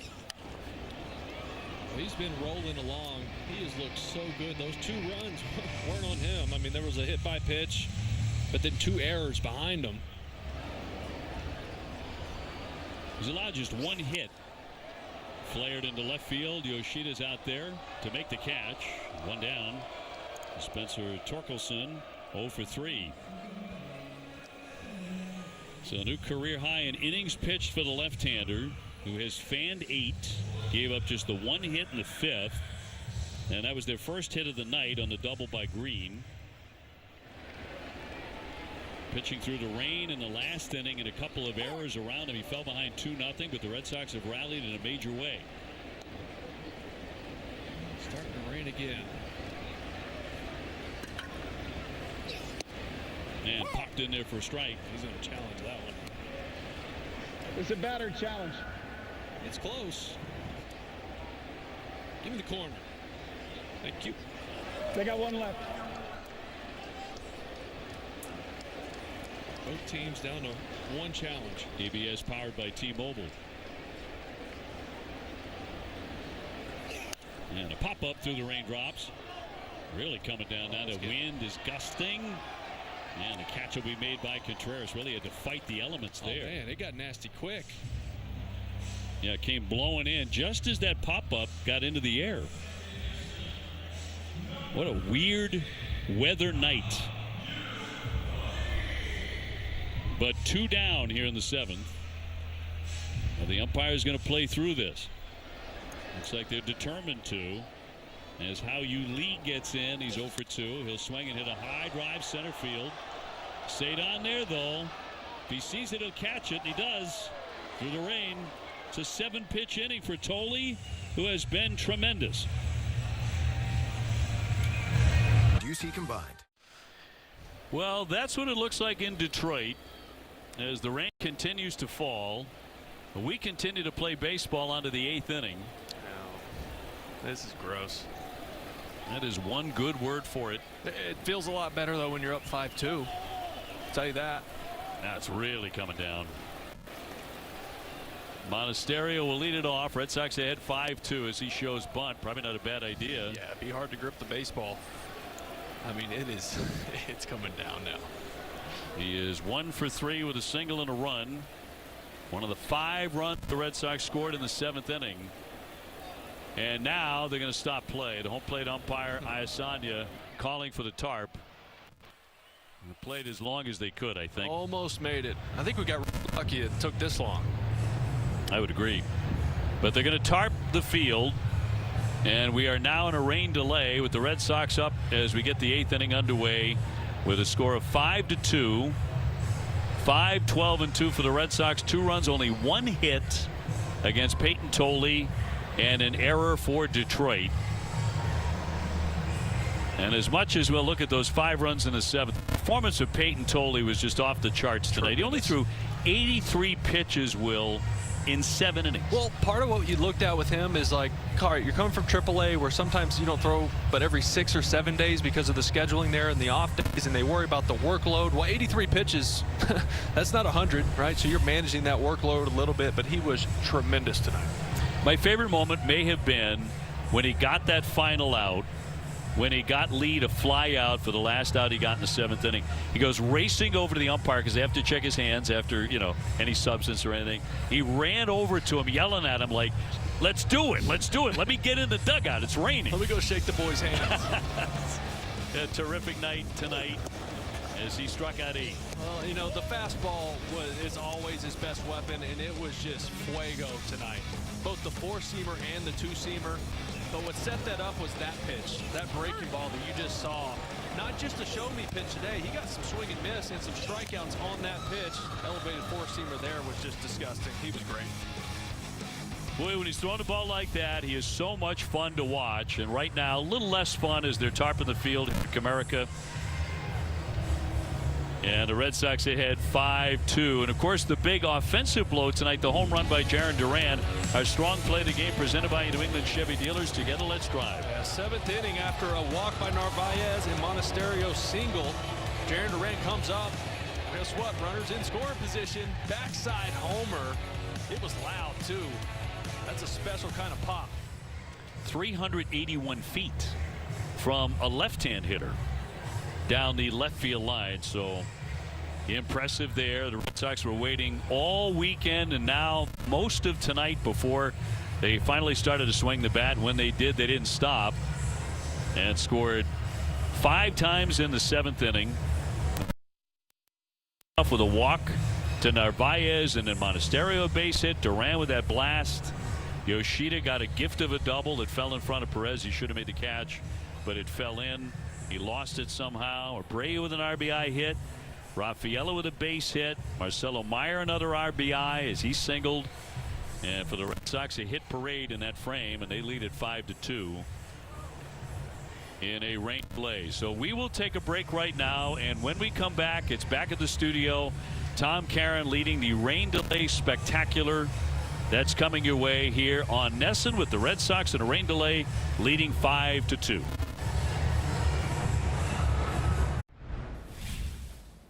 Oh, tarp on the field here, but come right out to us. Hey, everybody, it's us in the studio. We'll take you. Let's get a look at Detroit if we can, because it has been raining there, and we have. It's actually amazing that they waited this long to get the delay going, as the Red Sox and Tigers are now in the rain delay. When you see the scoreboard come up and say, you know, please seek shelter, please shelter in place, please evacuate the stadium. But the players, you guys just keep on going. Yeah. It's got to be a little surreal. Let's protect the paying customers before we take care of the players on the field. Well, you understand why. I mean, honestly, it takes a lot longer to evacuate 25,000 people than it does to get 9 guys off the field. So the idea is if something hits, we'll get these guys off quick. You guys should already be hiding. But from the players' perspective, it's got to be weird to all of a sudden be playing with nobody in the stands, rain coming down, lightning bolts around. Yeah, it got weird there. And you can see some of the play on the field was affected, too, as far as throwing the baseball, as far as seeing the baseball in the outfield. You know, it was a different ball game from early in the game until the rain started. And you're like, all right, what's going on here? But that might be what sparked the Red Sox. That's when they got going. They were 0-for-11 with runners in scoring position yesterday. As we welcome you into our studio here, Red Sox rain delay. Tom Caron along with Lenny Donato with you. Sox 0-for-11 with runners in scoring position yesterday. They were 0-for-6 going into the 7th inning tonight. And you just kind of had the feeling if they could just get that one big blow, everybody would take a deep breath. And that's exactly what happened. The big blow for the 3rd time in 4 games came off the bat of Jaron Duran. Yeah, yesterday's game into the first part of today's game, I felt like we were walking in a desert. And it was a bunch of mirages just sitting out there ready for you to touch. Those mirages were runners in scoring position, go out there and take, and then boom, an oasis. We came upon it. Jaron Duran took this ball right down the middle, drove it to the opposite field, got himself in a 2-1 hitter's count. And look at this, look how long he waits. That ball's right down the middle. He hit that almost right out of the catcher's mitt. And just muscled it a long way. What do they say, 380 feet, something like that? Strong individual hit the ball that far in that part of the plate. Opposite field power and then some. 4th home run of the year, but again, 3rd in the last 4 games, 381 feet officially. That's a home run in 30 ballparks, by the way, and a couple of national parks as well. He just has been locked in now since getting back in that leadoff spot. We've been saying it. Let him play every day. Be the leadoff guy. Good things will happen. Red Sox kept adding runs to it. A big Well, there was a double for Masataka Yoshida, which was a huge play. It just kind of messed up in the outfield. Yoshida comes in and scores on an RBI there from Wilyer Abreu. And then Marcelo Meyer driving Abreu in with a base hit as well. Again, everybody just taking that deep breath after the Duran home run and going up and doing simple things at the plate. Yeah, it was a completely different approach. This seemed like the heartbeat slowed down a little bit. De Jesus came in the ball game. In the next 3 hits, Abreu, Rafael, and Meyer all getting base hits with 2 strikes. Instead of going outside the strike zone, taking that big hack, you're seeing a bunch of line drive swings, hitting the ball where it was pitched. Other way, pull it, doesn't matter. You throw it in or out, we're going to pull it exactly where it's pitched. Red Sox wind up getting 3 hits with runners in scoring position. Again, had been 0 for 17 going back to the beginning of yesterday's game. Meantime, Peyton totally dominating. Kind of had a feeling it might be a special night for him. Kind of glad he gave up a base hit, and the rain delay isn't what ruined his no-hit bid tonight, right? Retires the first 12 batters he faces on just 42 pitches left. He was rolling. He was rolling. When you hear me talk about the conveyor belt mentality quite often, right? That's the mentality where you want the batter to get in 1, 2, 3, maybe 4 pitches, and he was consistently doing that again tonight. Pitching to soft contact frequently, going right after guys with that fastball. I love seeing 96 to 98 right out of the gate with the fastball. You can see him dominating with the high energy. That's what you saw with the Yankees outing. He was going out there pounding his chest, yelling on the field. He's the type of pitcher where he's a max effort guy. He needs to manufacture that outward energy in order for him to go out there and have success. First time he retired 12 batters in a row. It's a really good sequence against Torkelson. Yeah, you can see him moving in and out, getting up with the fastball right there, but this is the pitch right there, the curveball down at the bottom of the zone. It's called changing eye levels. I thought he was going to go back to that fastball, up and in, maybe climb the ladder a little bit more, but he ended up going down with that curveball out of that same tunnel and get a swing and miss. And then he gets Lee and shows the emotion. All of this coming after the leadoff double for Riley Green, one of the hottest hitters on the planet. So he had not only the first hit of the game, had a guy in scoring position, reared back, struck out Torkelson, as you saw, got Perez on a ground ball out, runner went to third, then he got Lee looking and was fired up. Yeah, fired up. That's what you call, that's Peyton Tolley in a nutshell. He's always fired up. And I like seeing the fact that he was using his fastball, but his curveball was a great put-away pitch today. It's not just one of those things where he's just show me. He was getting some swing and miss on it today because he was selling everything like it was a fastball. Had great tight spin, looked like a fastball, and then the bottom would drop right out. The Tigers scored a couple runs on errors, and Red Sox, one thing you could say about the Red Sox, whatever negative things they have brought into their own with a 13-21 record, they were billed as a much better defensive team, and they have been a much better defensive team. 2 errors in 20 games prior to this, but 2 errors in the 6th inning led to a couple runs. First time in nearly 2 years the Tigers scored 2 runs without a hit in the inning. Yeah, Narvaez right here just tried a back pick, and I feel like it's not a coincidence. This is when the rain started dropping. The ball was probably a little bit wet, and I think he might have been trying to do too much in that instance, too. Throwing the ball towards first base from his knees. He just kind of let it go. And again, he's a young player. We forget how young he is because he's had so much playing time the past couple seasons. Then a ground ball to Monasterio, playing third tonight, and just kind of a bad sequence there. Kind of falling, unleashed the throw. The bat was coming at him. Might have been better to eat it or try to get up and make the throw. Yeah, with the bat barrel coming at you, it's a nice job getting to this baseball, gloving it up. But he had enough time. If you watch right here, first you escape the barrel. You have enough chance to get to your feet right there and make a nice firm throw to home plate. But again, that's just the heartbeat speeding up a little bit, trying to do too much in that scenario. All right, Red Sox holding on to the 3-2 lead as the 8th inning was beginning. The scary news out of this one came in the first inning. Roman Anthony, you see, he kind of holds up his swing. Was it cause or effect? We don't know. But immediately started looking at the wrist. And it was a little while before they decided he could stay in there. He would stay in. An inning later, comes out of the game with right wrist discomfort. Yeah, and I immediately started Googling hand muscles, tendons, and ligaments, and I found out there's 27 bones, 37 muscles, over 30 tendons, and around 30 ligaments just around the hand to make that thing work. So we don't know what's going on, if it's just kind of precautionary thing. But anytime you see a swing like that, it's not going to be good. When you swing all the way around, that's where you're going to be at your best. When you stop short like that, it's not natural. But you said the most important thing, we don't know.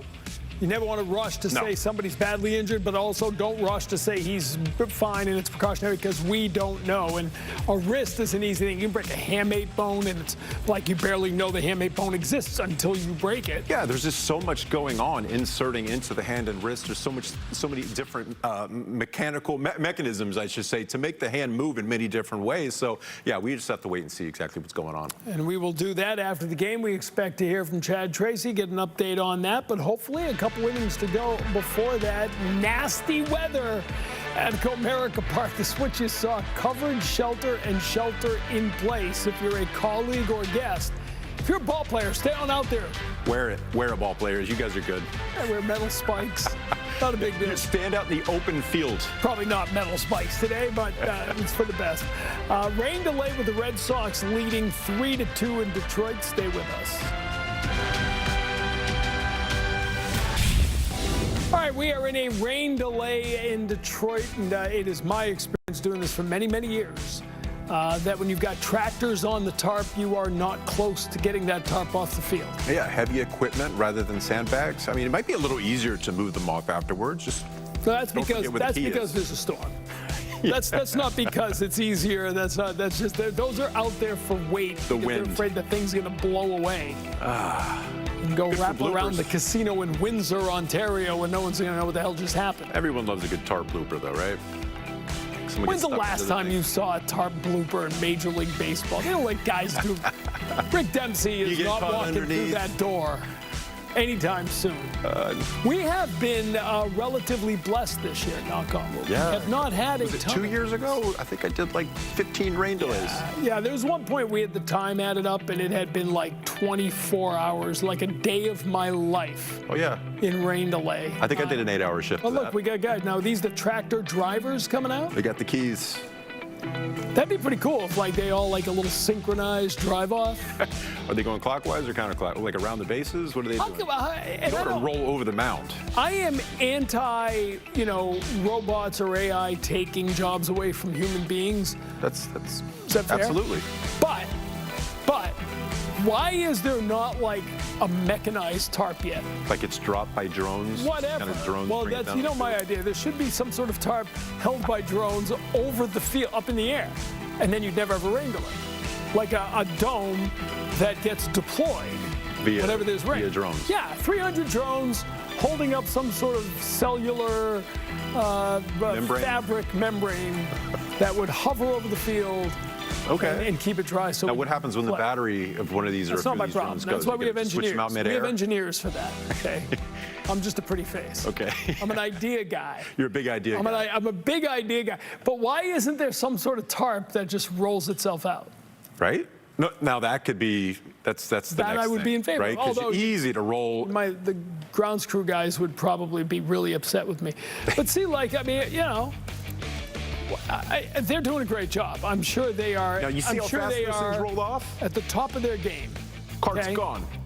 Sure, you're right. But that's because they clipped. It takes a long time to get all those sandbags off. It didn't do that. But this is coming up fast. They're doing a really good job. Okay. Yep. But it took a while for them to assemble and yell out the marching orders and start doing this. Well, you got to get the conch shell out. You got to blow it, and then you got to get everybody on the field. You got to wear the Viking helmet. Some of the leader has to put on the grand assemble. poobah. But my point is, if you just had like a remote control, you wouldn't have to line up a bunch of people. You just boom, hit a button, and your tarp's coming off. But again, we're going back to putting people out of work. I keep all the people employed. Just have them do something else. Drive the tractors. Drive the tractors onto the Move the sandbags. There's other things to do. Those things aren't Teslas then? Those little, is Tesla making a golf cart yet? I don't want to get political here. I want to avoid politics. I've already brought up Canada once with my Windsor joke, but let's leave it at that. But it looks like they're getting it right up. See, this is the thing about these storms that pop up. They also pop down. I mean, they go away quickly. Yeah, that's weather. Yes, it is. That's weather. There it is. Great look at the bird's eye view of Comerica Park and the work being done on the tarp. So when it's all said and done, this might not be that long a rain delay. And we're all for that. Let's get to We playing are baseball. 100% for that. So the Red Sox, they want to nail this thing down and get this thing done.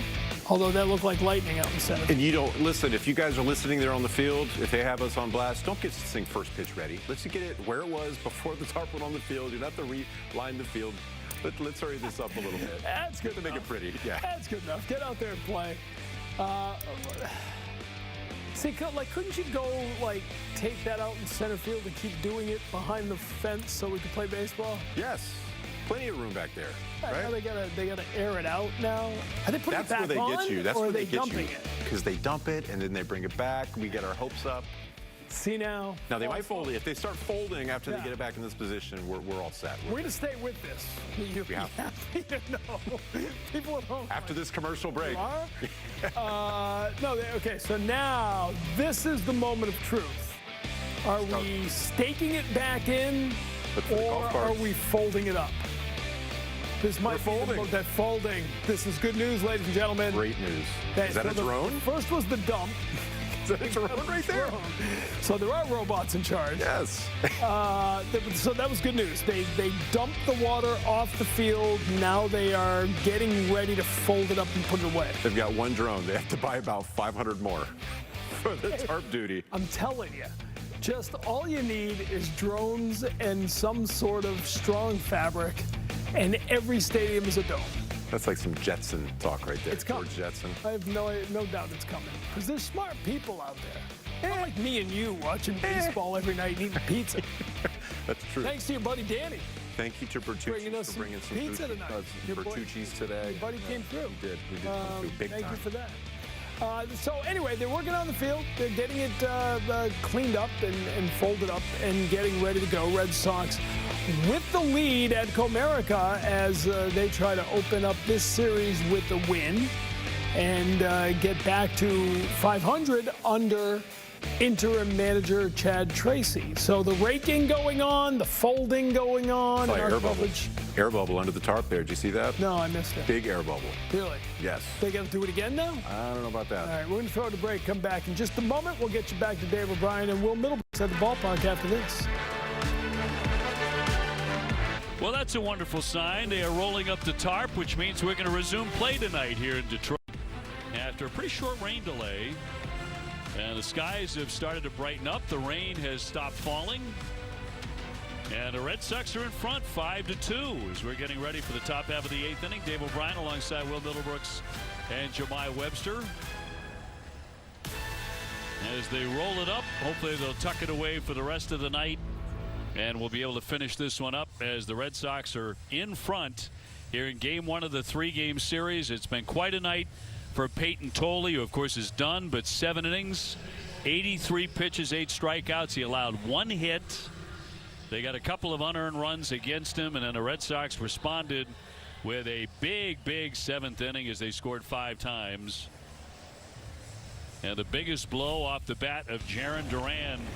But here's a look at how he got here. Now the Red Sox, they got sloppy in that 1 inning where 2 runs scored for the Tigers. Yeah, that was after a hit by pitch and then a walk. Narvaez throws it away. Monasterio tried to make an acrobatic throw here, throws it away. 2 runs end up scoring on that. Then Jarren Duran comes up. Big time 3-run backside homer. Big boy homer. Wilyer Abreu off the lefty. RBI single. That'll drive in Yoshida. And then Marcelo comes up. The beat just goes on for him. Another line drive. That drives in Abreu. That made it 5-2. And that's where we sit now. The grounds crew is continuing to work on the diamond. They had originally posted the game would approximately be 8:40 when it resumed, but obviously we're going to go by that by a few minutes. But the good news for the fans is they will come on down and take their seats again, because when the storm really started to hit and the skies got really gray and the winds were whipping up, we saw streaks of lightning. They posted on the big board for fans to take cover, and they responded real fast to that, and they got underneath the overhangs and the safe zones, and that's when all the scoring took place in the game. Well, they were way away from their seats, and now they're able to come back to the seats they have purchased, which are going to be a little on the wet side, but yeah, the should not be too bad. The field's not in bad shape. It really didn't start raining hard till right there before they pulled everyone off the field. They got the tarp on quick, so I don't think it's going to take a whole lot of work. Put a little, that diamond dry down, kitty litter, whatever you want to call it. Some on the mound, some in the box, maybe around the bases, and then we're to be back playing. Monasterio's already out there on deck getting ready. Yeah, he was in the box when the rains hit and made it unplayable for a time. Let's give you a look at StatCast 3D powered by Google Cloud. The night of Peyton Tolley, who was dominating. Yeah, he was. I mean, it was just, you see it, 5 strikeouts on the 4-seam, 3 on the curveball. It wasn't just a show-me curveball today. It was a legit breaking ball below the zone for swing and miss.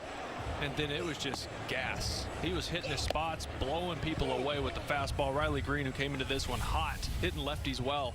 He didn't touch it. First inning or two, he was sitting up there at 98. Later on, 97, 96 miles an hour, and you could tell he was ultra focused. De Jesus will resume on the mound for Detroit. He'll offer up some warm-up tosses here. And the Red Sox batting as we're starting the 8th inning here in Detroit. Monasterio, Duran, and Contreras due up. But just a word about Peyton Tolley. When he is performing like that, he is an absolute blast to watch. He's such a colorful guy to begin with. He's a quote factory. And dying to hear what he has to say after this game. But, you know, it's been such a fascinating start to his season. He had the great performance against the Yankees, struck out 11. And then against Toronto, he wore down in the 4th and 5th innings, only threw 68 pitches. But tonight, he was back to the guy who pitched against the Yankees. Yeah, and it's just 83 pitches, which is great if you're trying to control his workload. But he gets through 7 innings, and that's just him pounding the zone, getting ahead of hitters, and then putting them away. It was so much fun tonight here in Detroit, Red Sox and Tigers, and we are getting set for the 8th inning now as we resume play after the rain delay at Comerica Park. And Monasterio will take one up high as we get it back underway, and the count moves to 2-0 on him. That's one of the quickest rain delays I've seen. About as quick as it can be. Fans still coming down from the concourse level. It was a 28-minute rain delay, so that was a blink of an eye. Red Sox trying to grab game 1 of this 3-game series, and a little pink sky off in the distance. That bodes well. Pink sky at night, sailors delight. Pink sky in morning, sailors take warning. You were not raised near the ocean, no, so I know that probably went right by you. Ocean's for the fish. 2-2. And flick foul out of play. Oh, offense is a lot of fun. Red Sox getting 5 in the 7th. Duran obviously the huge hit, but Red Sox put together 6 hits in that frame. 10 guys to the plate. Narvaez hit twice. He had a walk. The end of the inning with a force out. Fielder's choice. And Duran with that 3-run shot. And the 3-2. And struck him out. He went fishing.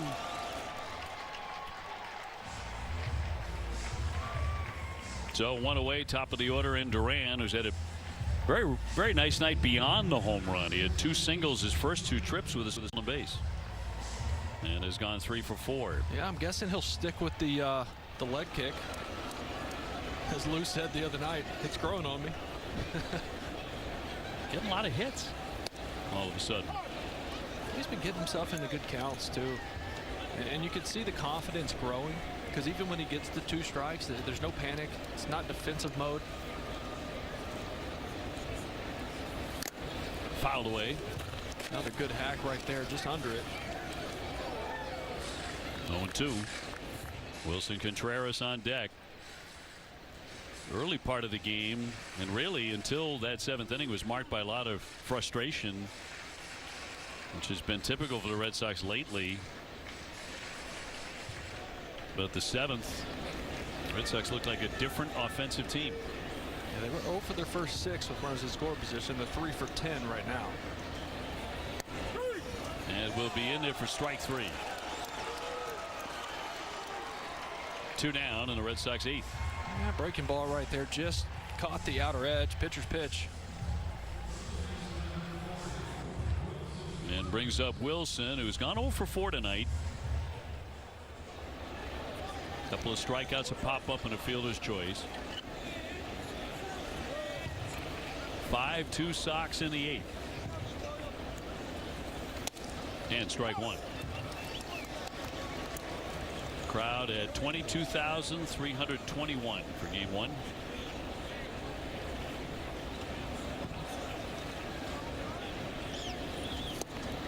Oh, 2. In a game like this, after a rain delay, a lot of people leave. If you had the second, third deck tickets, this is when you get to come on down close. Garrett Whitlock getting loose down there. Beautiful sight with a 3-run lead.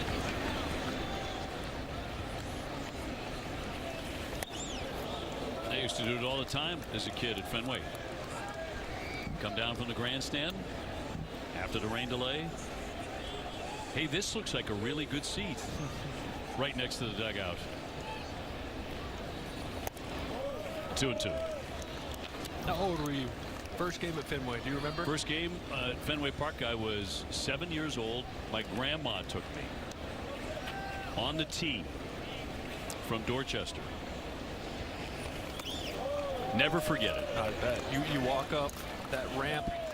I remember the first time I got to Fenway. You know, I drafted in 07. First time I ever flew in a plane. 18. Small town, East Texas. I fly to Boston to get my physical. I'll never forget walking up that ramp just behind home plate on the right side over there by gate D. Come up and it's just the greenest grass you've ever seen. The monster staring down on you. 3-2 raked but fouled.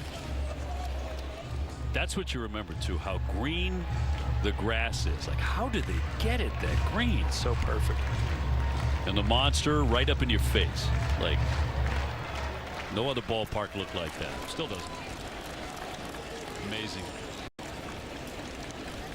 2 down in the 3-2 pitch. And ball 4. So Wilson reaches for the first time tonight. That comes with 2 down in the 8th. Masataka Yoshida with a double that fell in front of Perez, the right fielder, in the 7th inning when everything was going right for the Sox. Yeah, infield hit also. It's a little 2 for 3 after not getting the start and coming in for Roman after he left with that wrist injury. Chopped to first. Backhand play by Torkelson. And taps the bag to retire the side. We're in the middle of the 8th inning. Red Sox 5 and the Tigers 2. Time now for the Ford employee pricing call to the bullpen. Red Sox want to make sure they secure this win tonight. So here comes Garrett Whitlock. Whitlock threw 1 1/3 yesterday against Houston. Gave up 1 hit, had a couple strikeouts, had 4 outs. Duran taking over in left and Durbin into the game now at 3rd. So the Red Sox with a stronger defense. In the bottom of the 8th inning, a liner, and it'll fall down for a base hit. Cole Keith with a single. That is only their 2nd hit in the entire ball game. And the number 8 hitter with a sharp base hit. That'll send up Zach Short, who is the shortstop. He's 0 for 2. That's how good Peyton Tolley was. If you're just tuning in, that's just their 2nd hit. He allowed 1. That didn't come until the 5th inning. He struck out 8 over 7 outstanding innings. The appeal and no swing, says Adam Beck. Cole Keith came up there and ambushed that first pitch fastball. It was a ball, actually. It was above the zone. He was ready for it. 1-1.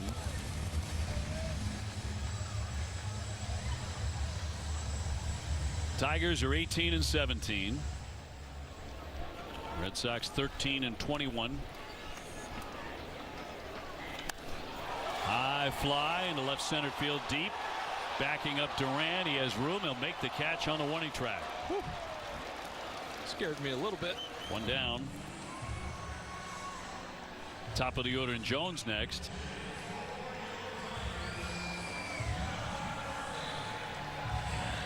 And Carpenter will hit for Jahmai Jones. Went 0 for 2 with a walk, and he scored a run in the 6th inning. One of 2 unearned runs. Carpenter, big time power threat. 6 homers this year, just hitting .213, but I've seen it the last couple of years with him. The ball jumps off his bat. He has a big time uppercut swing. He's trying to do one thing when he's up there, and it's lift off. Remember that crazy play in right field last year? This is the guy who hit it, Carpenter. Well, you're jumping, and Rafaela made that catch. One of the great circus plays in Red Sox history. A little tip drill action. I've never seen that before. Put 2 Gold Glovers out there. Something will happen. Good chance with those two it's not going to hit the ground. Carpenter will take a ball.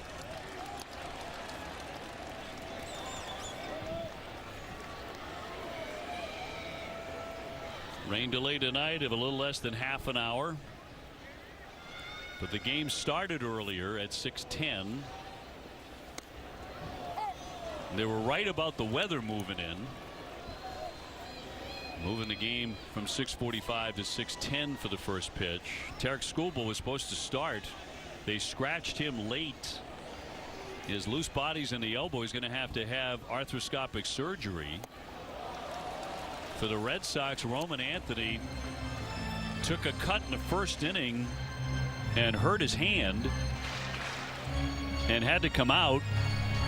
Stayed in the game, and he wound up reaching base, but eventually came out, and Masataka Yoshida had to go into play to him and left. Discomfort in the hand. It was his right wrist discomfort is what eventually they called it. Yeah, hoping for some good news after the game. Maybe just precautionary, a little sore. Want to get a little treatment on it, take care of it. Fingers crossed on that. Keith at first, and one down. And not tempting enough. Here's a look at the Anthony swing in the first inning. You see, he tries to stop his swing. I mean, some of the highest bat speed in the game. Trying to shut it down mid-swing. Popped up foul out of play.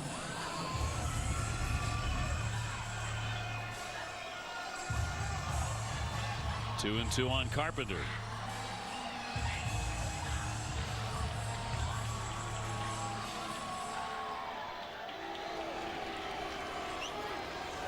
Whitlock trying to put away the pinch hitter. And he does on the swing and the miss. Struck him out. Nasty. He threw some good change-ups in that at bat. You know, change to eye level a couple pitches before that with the fastball up above the zone. You see him turn that thing over and just takes a nosedive. Big time out front, off balance swing. Totally fooled him. That's a dirty pitch for him. So it's nasty. It's even better when the velo on his fastball's back up where it was. Bierling looks at a strike. 0 for 3 out of the 2-hole tonight.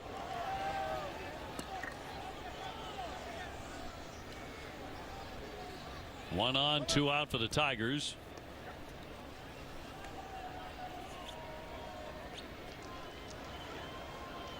Kenley Jansen out there warming in their pen.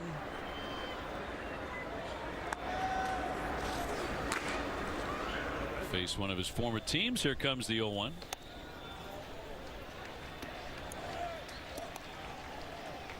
Still an open question whether Bayo will start tomorrow. He is expected in the game, but whether the and then go to Bayo as the bulk guy. Yeah, you could see either Moran or even Gamboa, who they brought up today. I think they like a lefty there with some of those lefties in this lineup. He'll take a ball. Alec Gamboa, the lefty, who started and got a win in the Woo Sox first game of a double dip against Rochester the other day. It would be his first major league appearance. He shows up in the game tomorrow, and that's going to be ball 4. So a couple of base runners. Look at the roster moves today. Sandoval transferred to the 60-day. And Coulomb with cervical spasms on the IL. Well, we're looking at a big spot in the game now. A dangerous hitter, and Dylan Dingler at the plate, representing the tying run. He's hit 6 home runs. He's 0 for 3 tonight. That is low for ball 1. There are 2 out, but 2 on.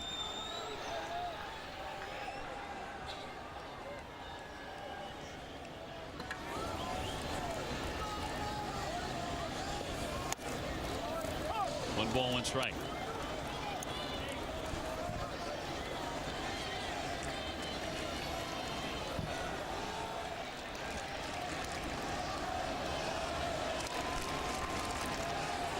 And Garrett from the set. Got it by him. 1 and 2. That one disappeared too. That's a slider. Went fastball in. The pitch before set that up perfectly. Executed it down and away. Maybe go to that one again. Line shot over the leaping Durbin down into the corner. Keith is in to score. Veerling rounding third. They're going to try and bring him in, and the throw home will not get him. A double for Dingler, and this is a 1-run game in the 8th inning. Well, Whitlock decides he does go back to the slider. He's trying to go down and away like the previous one. You'll see this one just backs up, doesn't get down and away, stays over the middle of the plate, backs up almost middle in. That's right where the righty Dingler can reach it, put a good swing on it, drives in 2. 5-4 now. And now Riley Green, who as of late has been their hottest guy, he has a double tonight. He's 1 for 3. And a tying run at second for Detroit. They only have 3 hits in the game, but they're only down a run.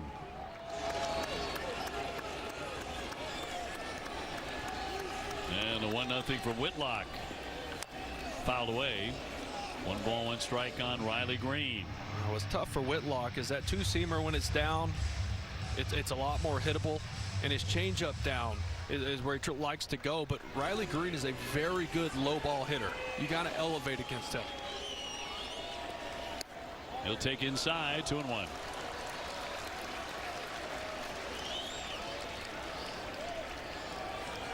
Green came in hitting .290 with 4 home runs.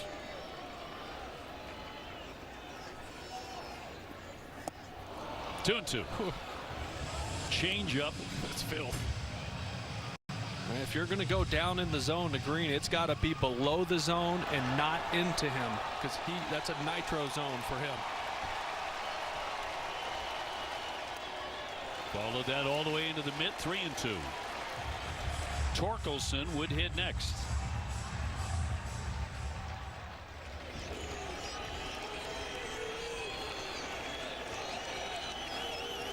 Whitlock out of the stretch. Got him. Struck him out. Back to that nasty change. But they do get 2. As we go to the 9th, it's 5-4 Red Sox. They score big on authentic gear at MLBshop.com. From official jerseys to hats and hoodies, we've got the season covered. Visit MLBshop.com/Red Sox. Well, this one coming right down to the wires. We go to the 9th inning. A 5-4 Sox lead. And old buddy Kenley Jansen is on. The 38-year-old right-hander does so with an ERA of 6.14. He's given up a couple walk-off homers. And Trevor Story will lead things off in the 9th. Red Sox have out-hit them 12-3, but they're fighting for this one. Trevor Story with one of those hits. He is 1 for 4.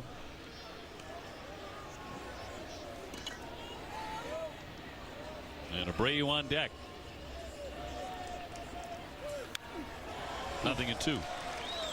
Vicious hack right there by Trevor.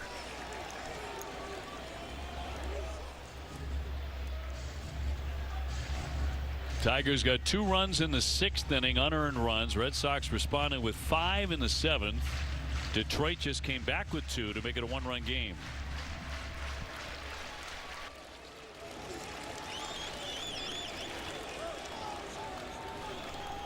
And Kenley's 0-2 to Story. He struck him out.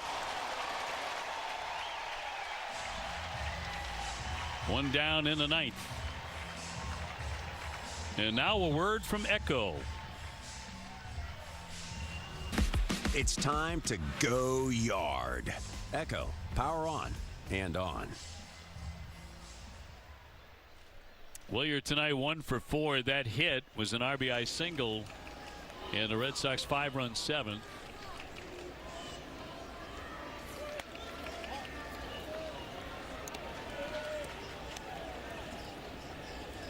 And they'll be followed by Cedon Rafaela in the 9th.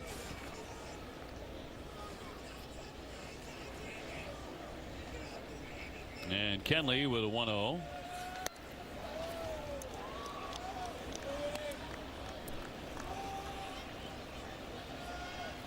Kenley Jansen leading all active pitchers and ranks 4th in Major League history in saves. Foul back. I don't think Willier was trying to just hit a single there. Apparently not. That was that swing came out of his shoes. Kenley's got one of those. It's such an odd pitch. That cutter. That's not a normal cutter where it's got a little depth. It almost has rise like a good 4-seamer does while it's cutting. Stays up. Aroldis Chapman working in the pen. Talking about record-setting closers, both of these guys. A lot of saves between those two guys. Kenley, 4-time All-Star. He's recorded 25 or more saves each of the last 13 years. And the 3-1. And he's going to walk him. Willier on for the 2nd time tonight as he takes ball 4.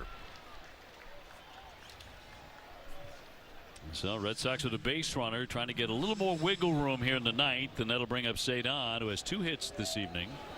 2 for 4, pair of singles. Battle of Curacao right here.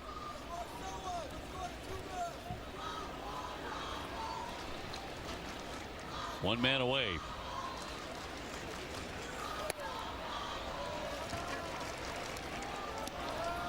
Got to be cool for 2 guys coming from that small island facing off in the big leagues. Got to be. Kenley qualified for postseason play in 10 different seasons. Won a World Series with the Dodgers in 2020.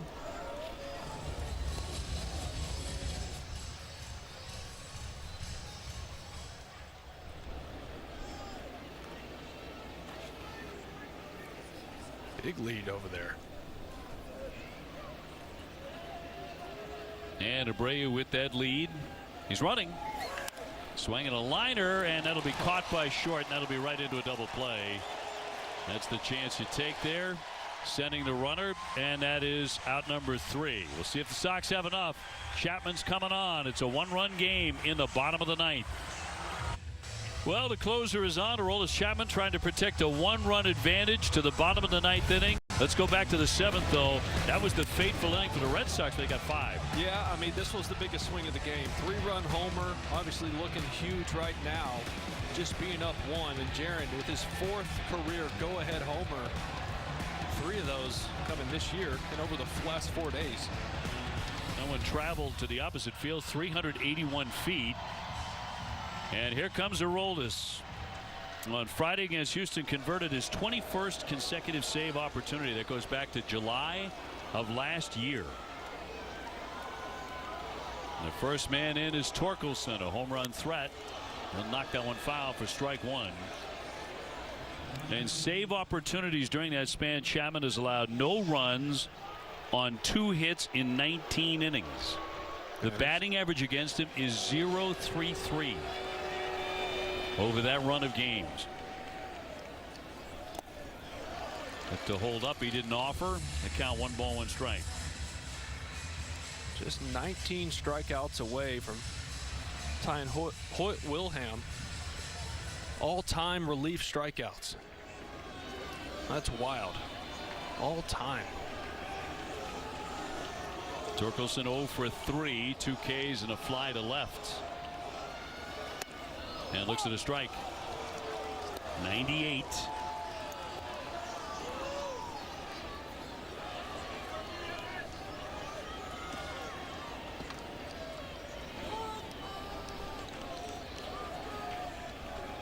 Looking to put him away here. Ground ball toward third foul. Durbin is there, remember. He came on with the defensive changes when Duran went from the DH spot out to left field. Yeah, so they lose the DH. The pitcher would be hitting in Yoshida's spot, which is the third spot, which is 6 away. Still a couple guys on the bench if you need to pinch hit. 1-2 coming. He got him, struck him out. 92-mile-an-hour split. And Torkelson strikes out for the third time in the game, 1 away. That's so tough, right? You're geared up. You've seen 98 into you. These split fingers come out of the hand just like a fastball. And at 92 miles an hour, still a ton of depth on that down below the zone. Wencel Perez 0 for 3. He's hit a couple of home runs this year. And takes a strike. 99. Roldis is ready to work. He always is. And a powerful lefty with the 0-1 pitch.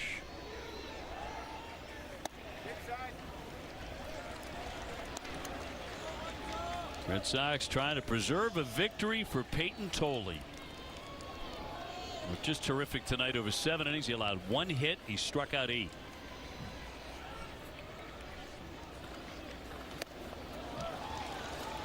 One and 2. 38 years young, Aroldis Chapman, still pumping 98. 98, 99, occasionally 100. Looking to make it back-to-back Ks here in the 9th. And he deals.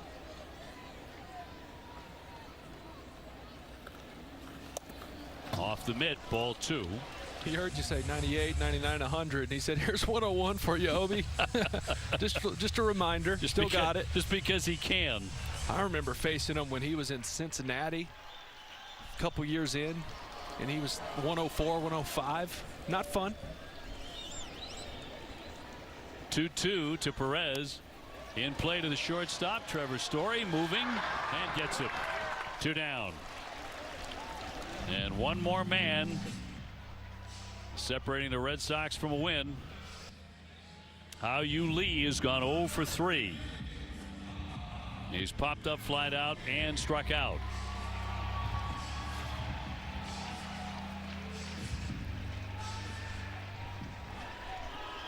Bases are empty. 5-4 Boston.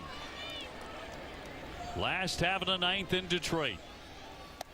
And strike 1 at 100. Somebody's feeling good.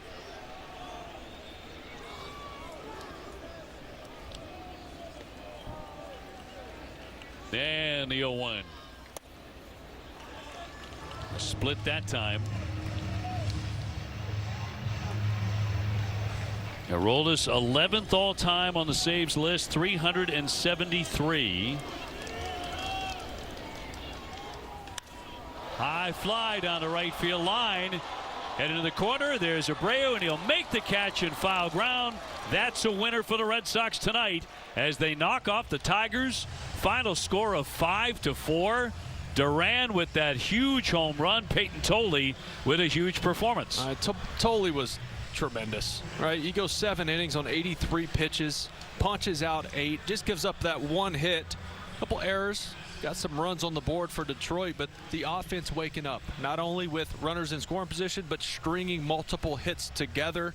Hopefully that can spark this team offensively, really get them on a roll, because they need it. Chapman continues to be tremendous. This Red Sox win presented by Morgan & Morgan, America's largest injury law firm. And stay tuned for WB Mason. Extra Innings Live. TC and Lenny will break down the big plays tonight And Jemai will chat with Jarren Duran. That and more coming up after the break.